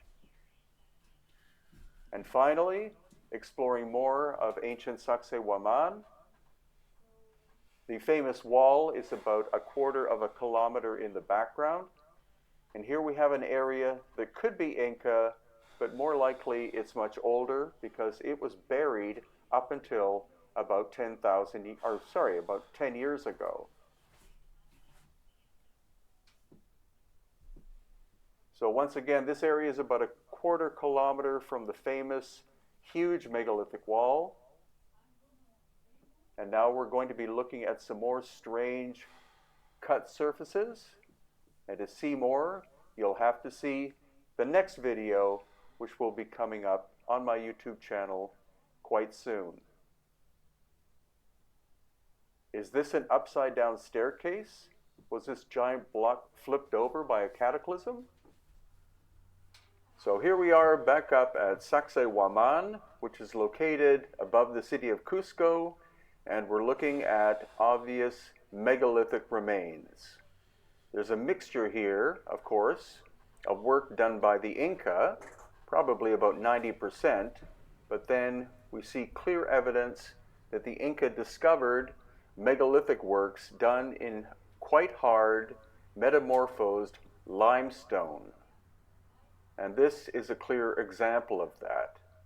You see these relatively flat surfaces that have been cut into the stone, clearly done by some kind of lost ancient high technology.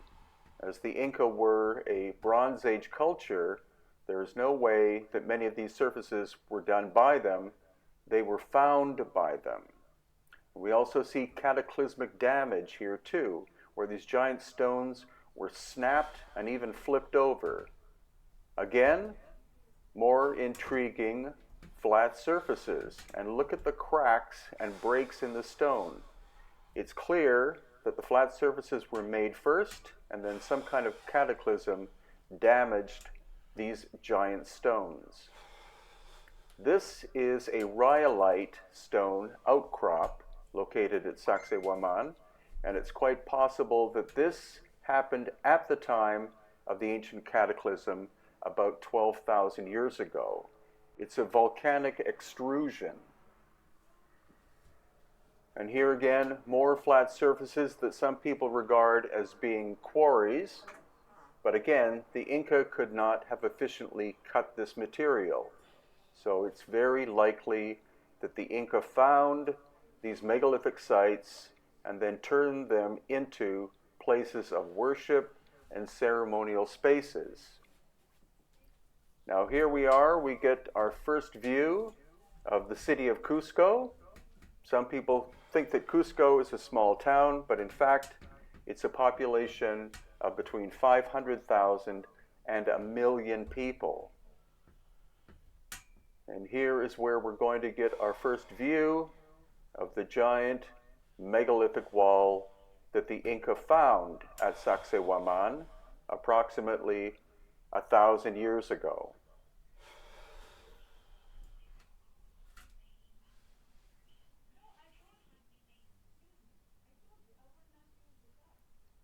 Now, some people call this a fortress. That's actually something that the Spanish conquistadors described it as, but we do not know what the Inca used it for, and of course we do not know what the original function was. It could have been a fortress, or maybe something much more complicated. The acoustics here are really quite profound. So was it possibly made as a ceremonial center by the megalithic builders? And now we're going to see how big these stones are. Look at the people in comparison to the size of these giant stones. Again, it's metamorphosed limestone, so it's much harder than the bronze tools of the Inca. In terms of scale, some of these stones weigh 40 tons, and there are at least two, such as this one, that weigh about 120 tons. And the quarry is approximately 3 miles away, and we've been there, and we can see no quarry marks. Now here, once again, the sense of scale, and also how tight-fitting the stones are. Any gaps that are present are earthquake damage, maybe from the time of the cataclysm, maybe from Inca times, but it's a sense of size, scale, and precision which is absolutely profound. Now, when you see smaller stones in the upper areas, that's an indication either of Inca repair or possibly even more modern repair work. And there on the right side, upper area, you can see the smaller stones. Much of that is presumed to be Inca repair work done somewhere between 1,000 and 500 years ago. And as we go past these two giant megalithic blocks, have a look at the staircase. Notice that the stairs are made of small stones with mortar. So this is an Inca construction at the megalithic site.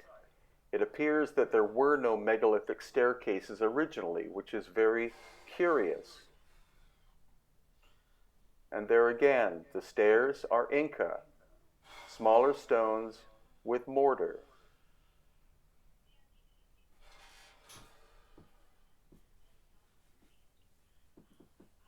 And here we're going to see that the original megalithic builders, again, were working on a very profound scale. And everything is curved. You see polygonal stones and curved walls. And it also appears that they made animal designs. This seems to be a snake design that was incorporated into the construction of the wall by the original mysterious megalithic builders. Were they Atlanteans? Were they aliens? Or were they simply ancient Peruvians who had lost ancient high technology? It really looks as though whoever did this work was able to manipulate matter and make the stone soft for a very short period of time. Once again, Inca staircases,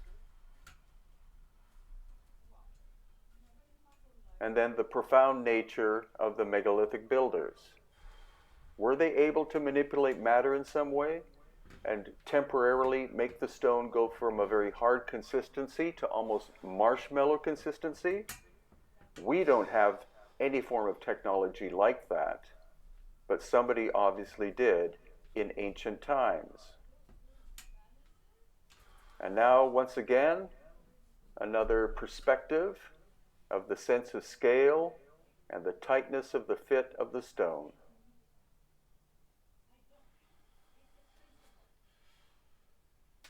And now we're at a location very close to Sacsayhuaman, which is called Kenko. And this again is a megalithic construction that was later adopted by the Inca.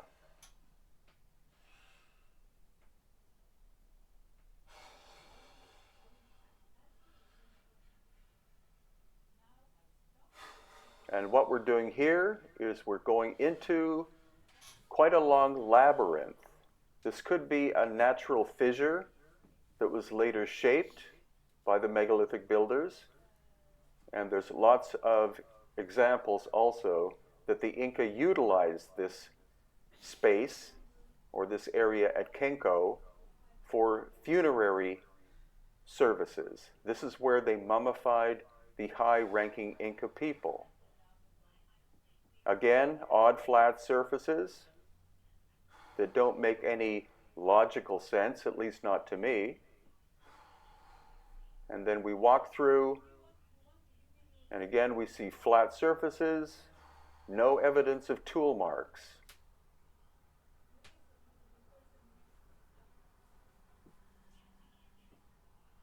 And there in the center is a curious knob. What is it for?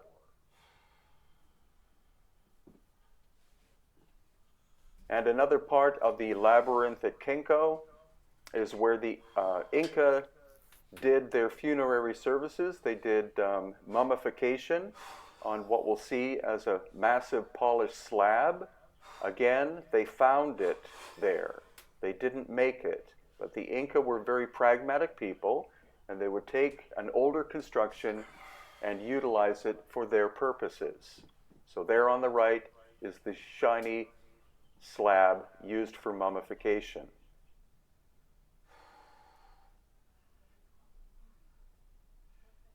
And now out we go, and Kenko is a massive, almost hill of one single piece of stone with lots of surfaces carved on top of it. And as we walk through the city of Cusco, you'll see how complex the stonework is. You have megalithic work, then you have Inca work, and then you have Spanish colonial. That doorway there was originally megalithic, and next to it, some Spanish colonial work, even utilizing concrete as a mortar, and then original polygonal Inca, and then another repaired section of wall, and back to polygonal Inca again. So every street in the ancient part of Cusco is super complicated in terms of construction and timeline. And as we continue to walk, once again, you see the smaller polygonal Inca work, and then a megalithic section of almost cube-like shapes. That stone is basalt, and it was brought from a quarry more than 50 miles away. And once again, here we have Spanish colonial on top, and then some Inca repair using ancient basalt stone, and then the original megalithic basalt construction. And here again, megalithic basalt on the left, Spanish repair work, really quite sloppy, and then original Inca. This is the metamorphosed limestone that is also found at Sacsayhuaman, which is about 1 mile away. And remember, the basalt quarry is 50 miles away.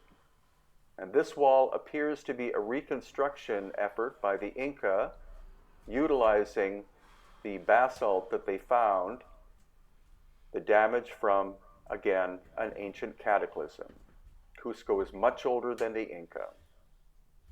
And finally, what we're going to see is something that most people do not know about, and that is that the Inca had a glyph system. You see those squares? Those are called tokapu. So that is the glyph language of the Inca people. So first of all, we're at what is called the Inti Punku, located about an hour's drive south of Cusco, Peru. It's also known in English as the Sun Gate, and is a combination of megalithic construction, which the Inca found about 1,000 years ago upon their approach to Cusco, and they decided to rebuild it. So the large stone work is the megalithic basalt work that they found, and then the smaller stone work is what they added to the site. You can see the obvious difference between the Inca work on the left and then the megalithic work in the background. And you'll also notice that the megalithic work has some major cracks and possible heat damage, so it may have been victim to an ancient cataclysm. This is one of the greatest sites to see the obvious differences between Inca construction and the megalithic work that they discovered in the Cusco area and Sacred Valley. And each of the megalithic sites they adopted and then rebuilt, leaving the megalithic aspects intact. Look at the tightness of the fit of these stones, almost perfect. There are the curious knobs on the left, and once again the comparison between the Inca work and the megalithic work. So what does everyone think? You said it's missing its legs, right? Yeah. So it's a small child then, right? I know, but look at the size of the head compared to the torso. They're about the same. No, they give you the impression Doesn't it's make a sense. baby, like on YouTube. Yeah, but a baby what?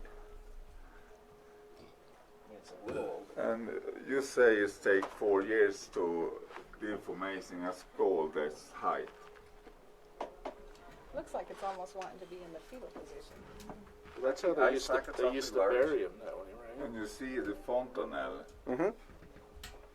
Does it have the is normal big number of opening. sutures? Yeah, but it's missing 2 sets of ribs. What is on the right side? The left over there. Oh, that's a fetus that was found with it. Oh, okay. So this is like on the right side. Mm-hmm. So do DNA on this one? Yep. what is Mother was Native American. And this is where you don't know who father was. Dad had red No. eyes. So, any thoughts as to what you're looking at? Definitely. I look in a child who have a fontanelle who is really open, and he must have been born like this. Mm-hmm. And how do you get him out with this big head? Well, that's the question. It was very painful. Birthed by a species that Nope. that has a big head. And if No, they- but the mother was Native American. Was she? and if this was Haplogroup cranial B4. deformation, We don't know if have Mom a- even been survived. Well, Waikiki has been DNA tested 3 times. First by a Russian crew that did not give the results to Senor Renato, who was the caretaker. And then by a British crew who took some of the sections of ribs to be analyzed, did not give Senor Renato the results. And finally, we tested Wyke, and it turns out her mother was Native American of the haplogroup B4. So what was her father? We're going to do another DNA test probably in November of 2018. And we're going to attempt to see if we can detect the DNA of the father, which is the nuclear DNA, and also the mitochondrial, which is the mother, to see if indeed it is B4. We're now at the Waro Museum, which is about a 10-minute drive from the last video segment you saw with Wyke, the so-called human baby skeleton. And here we find ancient, what looked like pipe parts for water. These were clearly made using some form of lost ancient high technology. They're made out of basalt stone, and they are a minimum of 1,000 years old. So the question is, how old are they exactly, and who created them?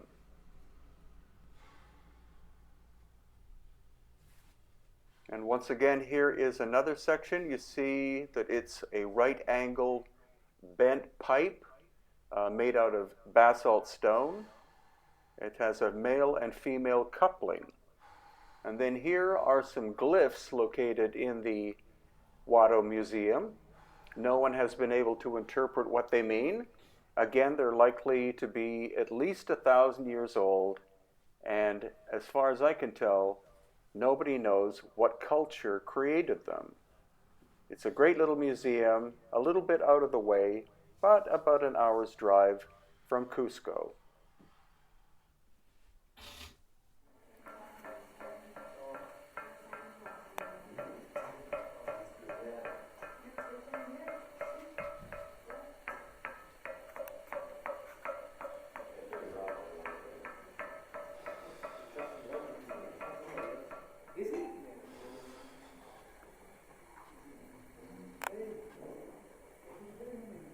Yeah, it must have been a tube, like a tube drill of some kind.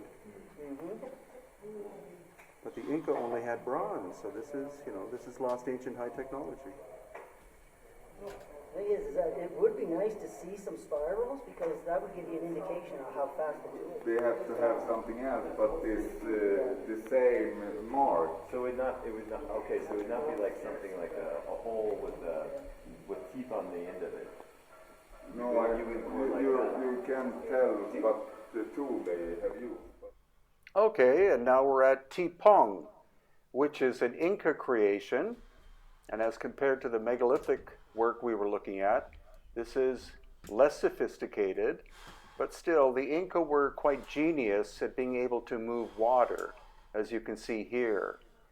This little waterfall, which is part of the irrigation system, is still running after more than 500 years.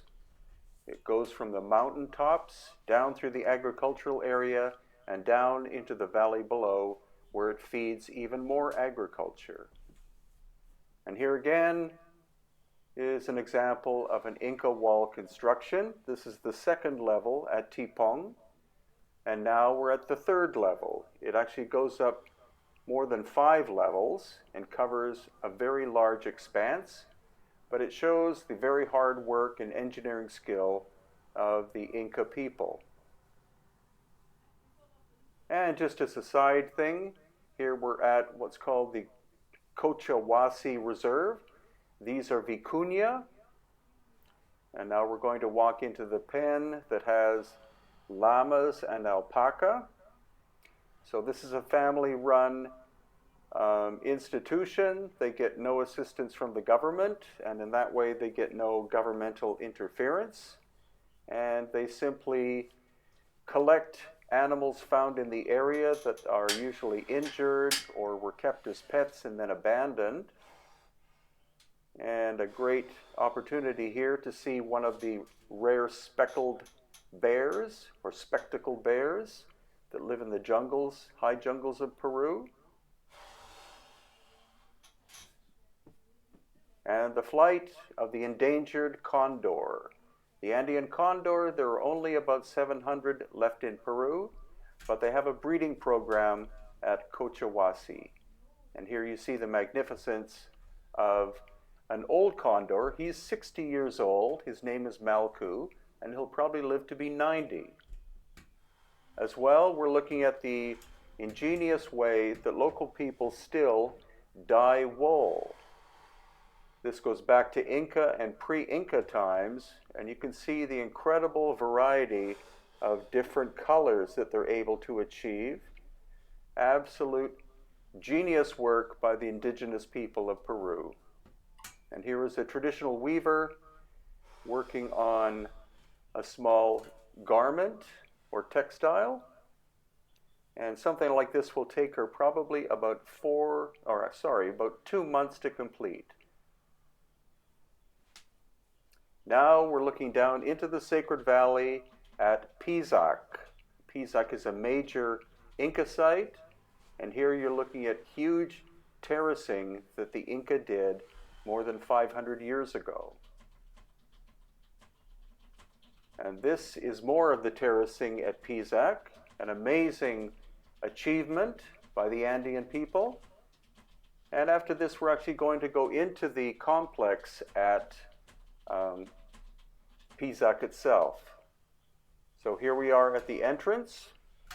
We're walking towards the fortress area, which is the only official way to get in recent times, and also during Inca times. And it's very narrow, so that an army that would try to invade Pisac would have a very difficult time and could easily be picked off by the Inca warriors standing above them.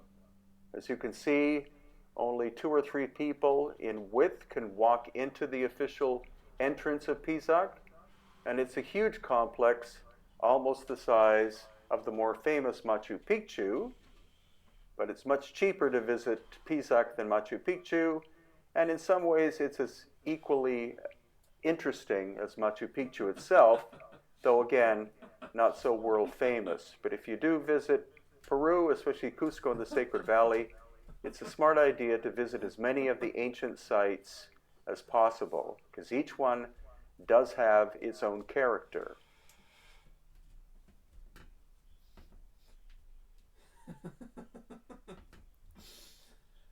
And now we get to look at the main agricultural terracing system at Pisac, and there is the administrative and royal center in the background. You can see how the Inca terraformed the entire area, an amazing achievement that would have taken possibly millions of man-hours to do. And this gives you a sense of size of each one of these Andeni terraces. They are between 8 and 10 feet tall, and in the case of Ollantaytambo, which is another ancient Inca site, the terracing system, each terrace is at least 12 feet tall. So again, an amazing achievement by the Andean people. And now, as with other famous sites such as Ollantaytambo and Sacsayhuaman and Machu Picchu, there is a megalithic element here at Pisac. So if you look at the wall right in the background, you'll see it's of megalithic nature. It was created long before the Inca using lost ancient high technology. The stone is not from this area, but it's from a quarry probably at least 40 miles away, and is very hard basalt stone.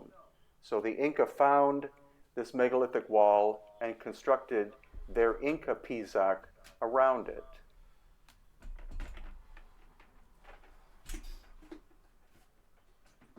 And here once again, walking past Joaquin here, we're going through the megalithic doorway and then back out to the Inca period Pisac, with one look back at what's left of the megalithic wall.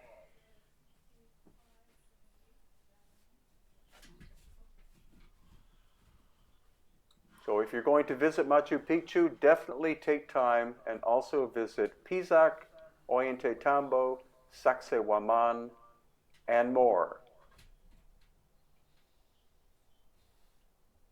And now here's a little brief view of the next video or part of it. This is world famous Machu Picchu. And there is the classic view that you see in photographs. So the conventional story about Machu Picchu is that it was constructed in the 15th century from scratch by the Inca and took approximately 25 years to build. However, you're going to see some artifacts that don't fit the paradigm that the Inca could have constructed it. This is a possibility. This is the so-called sacrificial stone. There's actually no evidence whatsoever that the Inca did human blood sacrifices at all. That was likely made up by the Catholic Church to shame the Inca descendants. And now this mountain in the background, which we'll see in a little bit, is the actual mountain of Machu Picchu. And here we see the sacred river below, called the Wilcanota, and that, of course, is the main part of the citadel of Machu Picchu. So there is Machu Picchu Mountain. So the name of the city has been forgotten. It's just that academics decided to call it Machu Picchu because it's located on Machu Picchu Mountain. And so what we're going to do is, this is going to be a virtual tour of almost all of Machu Picchu. In order to properly see it, actually takes a few days because it is huge in scale. This is just a portion. It's the main part, but just a portion of the Machu Picchu complex. And there is Huayna Picchu, the mountain in behind. Huayna Picchu means young peak. Machu Picchu means old peak. And again, another breathtaking vista of looking down towards the main ceremonial and living center. And of course, you see all of the terracing system that flanks all sides of this incredible place. So looking out at the other mountains in the area, down to the Wilcanota River again, and across to the main part of the complex, which we're going to be exploring in just a few minutes. And once more, just one more vista to allow you to see the magnificence and my head of the Machu Picchu area.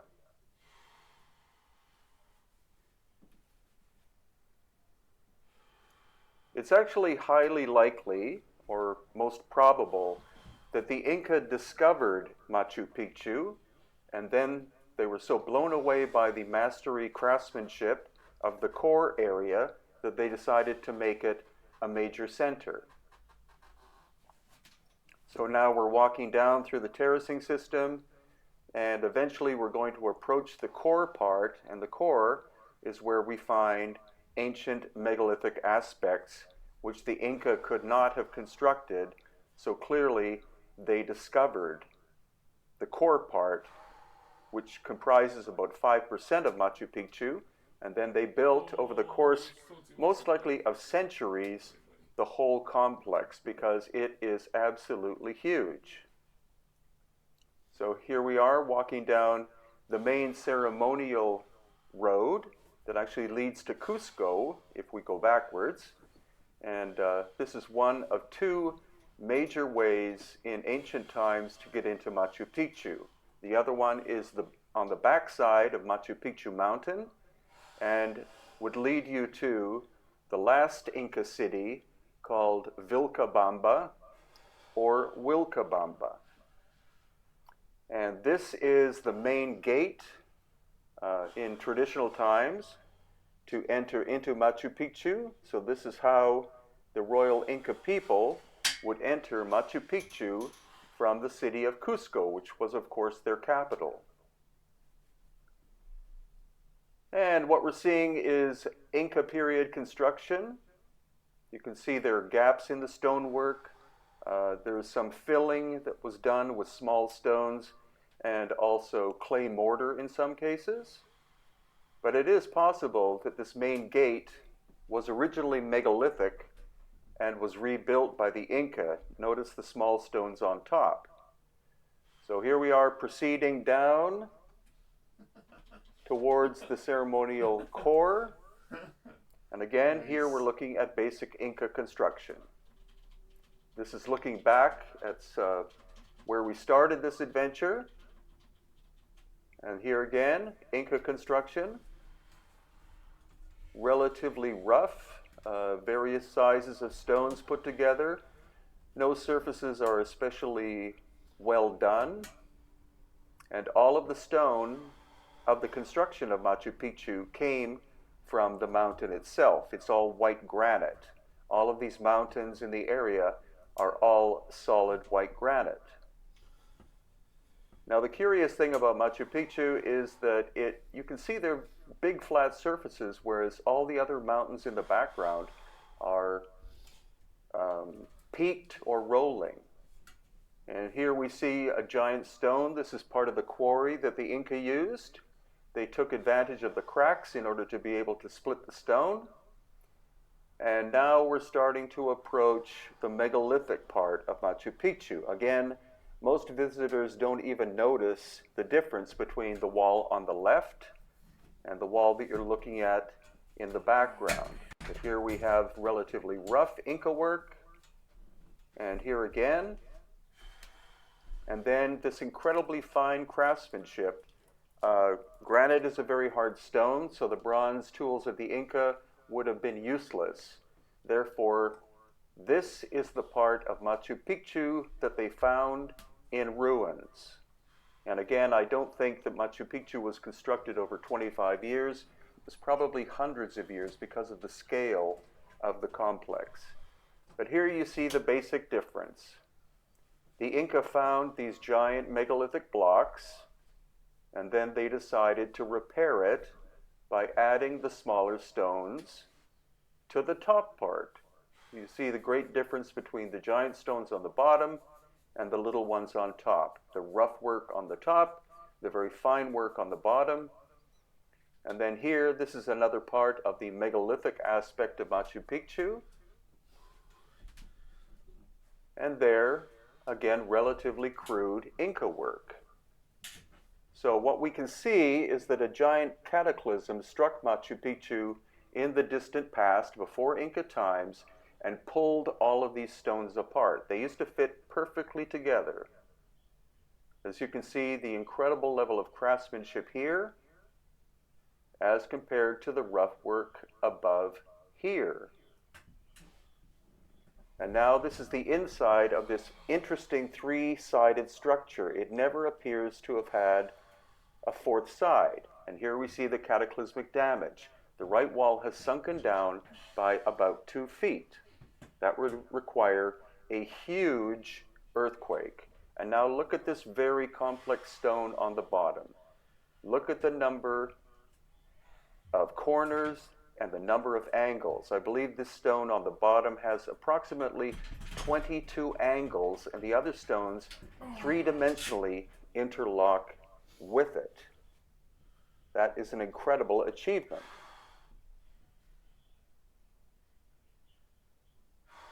And then here, we're looking across to the other side of Machu Picchu. This is mainly Inca work, but here we see the megalithic work that was repaired. And again, the wall that was pulled apart by a giant cataclysmic earthquake. And this mountain was shaped by the Inca, or this rock was shaped by the Inca to reflect the mountains in the background, which is quite curious. Reason unknown. And then finally, this is the pinnacle of Machu Picchu. This is called the hitching post of the sun, or the Intihuatana.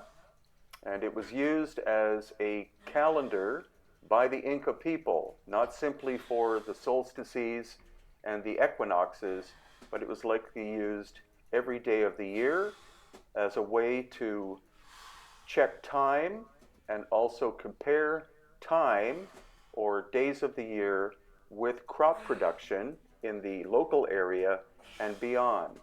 So this is not simply a stone, this is the top of the mountain itself.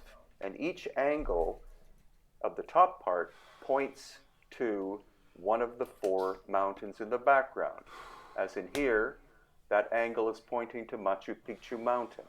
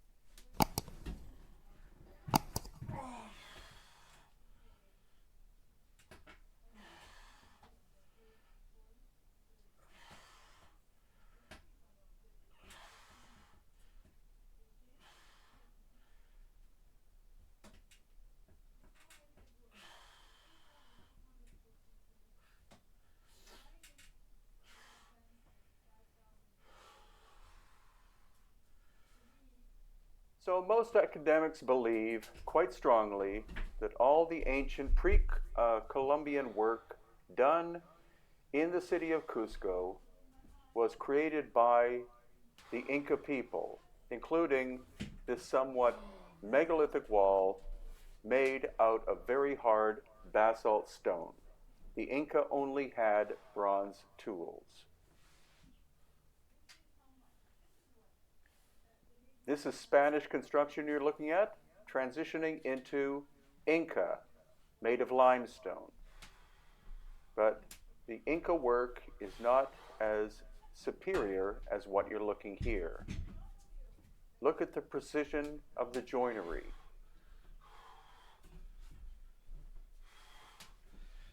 This megalithic wall was made out of granite from a somewhat local quarry. But again, the granite is much harder than bronze chisels. This is Spanish construction, as you can see, quite sloppy. And this is the incredibly precise basalt work, I believe, and many others do now, that this work was done by a culture that had lost ancient high technology and existed long before the time of the Inca.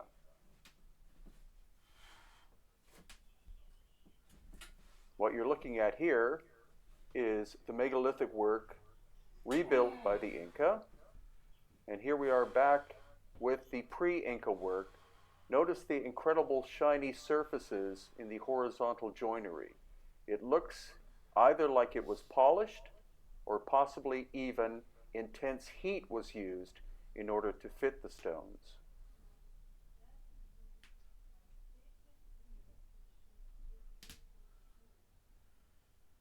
And here, in this other ancient wall, we see possible signs of catastrophic damage created by heat, possibly by an ancient cataclysm or even heat strike from the sun.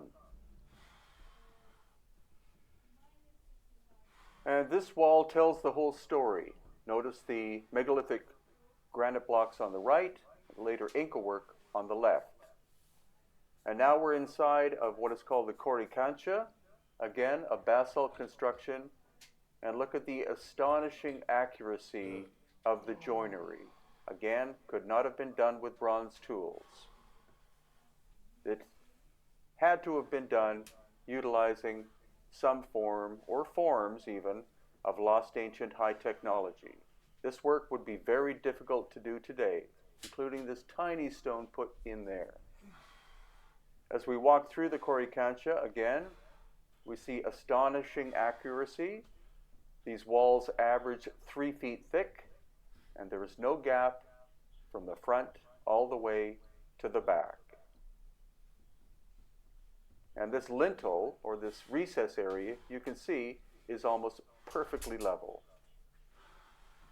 And here, in a side room of the Coricancha, we see different shapes that are not in their original places. And here, what has to be a machine drill hole. There's no other way this could have been done.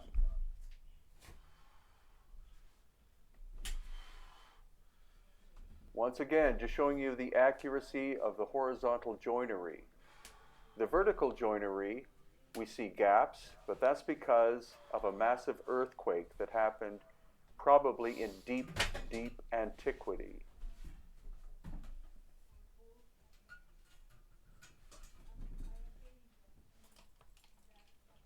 And now we are above Cusco at the ancient site called Sacsayhuaman. And Sacsayhuaman is more than 600 hectares inside, or 1,200 acres. Now what we're looking at here is not so much incredible accuracy, but just very strange, heavily eroded surfaces, again, that had to have been done with some kind of lost ancient high technology. The stone here is limestone, but it has been metamorphosed, so it's much harder than bronze. And why were these recesses even made in the first place? There appear to be more than 5,000 of them in the Cusco area, and the erosion indicates thousands upon thousands of years of age.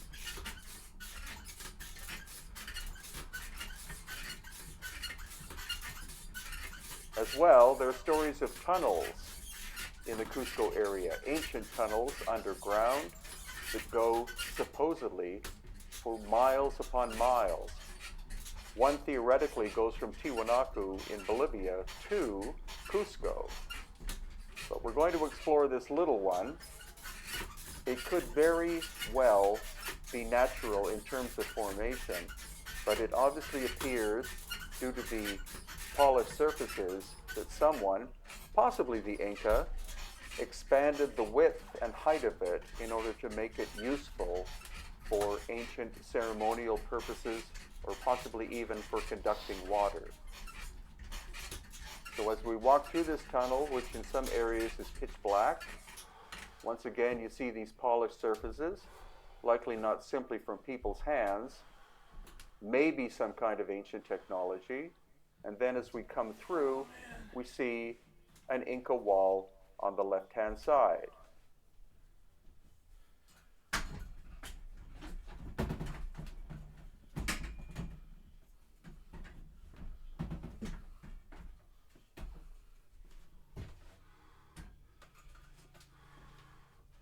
And once we come out of the tunnel, again, there are many strange, ancient, cut and eroded stone surfaces. And what we're going to walk to is this giant outcrop of stone called the Chincana. And Chincana in the Inca language means tunnel. So there is a possibility, even probability, that there is a tunnel entrance nearby this stone which goes all the way to Cusco. Here we see eroded Inca stairs. And now we're looking down at the massive Chincana shape. The Inca would call this a huaca, which means sacred place, and again, there are many of them. And as we approach the Chincana, again, you see all of the eroded and carved surfaces in the metamorphosed limestone. Are they actual ceremonial staircases? There doesn't seem to be a true pattern with them. And this place, possibly 1 out of 1,000 tourists will see. It's very close to the huge Sacsayhuaman wall, and yet most people, most visitors, don't even know it's there. That's why it's good to come with Hidden Inca Tours.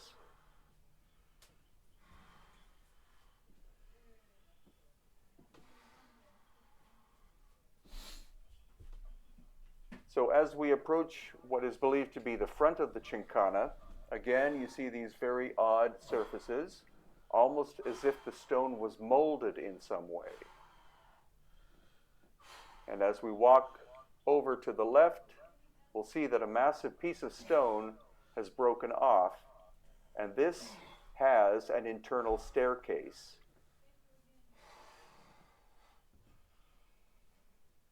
There you can see the pattern of the stairs going down in the center of the screen, and then the internal staircase.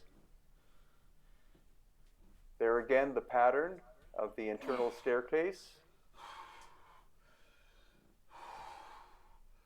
And the erosion, again, of these surfaces make it very ancient. There are, in fact, two staircases. One is upside down. And here we have an Inca wall that is constructed, because at every ancient megalithic site we do see Inca presence as well. They revered these ancient places. There you see the broken off staircase on the right-hand side, and then on the left-hand side where it used to attach. And finally, exploring more of ancient Sacsayhuaman. The famous wall is about 1/4 of a kilometer in the background. And here we have an area that could be Inca, but more likely it's much older because it was buried up until about 10 years ago. So once again, this area is about 1/4 kilometer from the famous huge megalithic wall. And now we're going to be looking at some more strange cut surfaces. And to see more, you'll have to see the next video, which will be coming up on my YouTube channel quite soon. Thanks for being here. We focus on abs Is again. this an upside down staircase? Stomach Was this virus, giant whatever the block fuck it flipped is. over by a cataclysm? We're feeling pretty good. We're doing okay. So these are related books of mine at Amazon.com for your consideration. Lost Ancient Technology of Peru and Bolivia, Volume 2.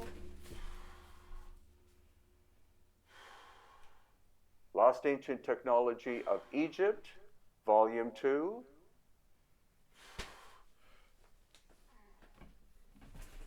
Beyond the Black Sea, the mystery of the Paracas people with elongated skulls, including all of the DNA results.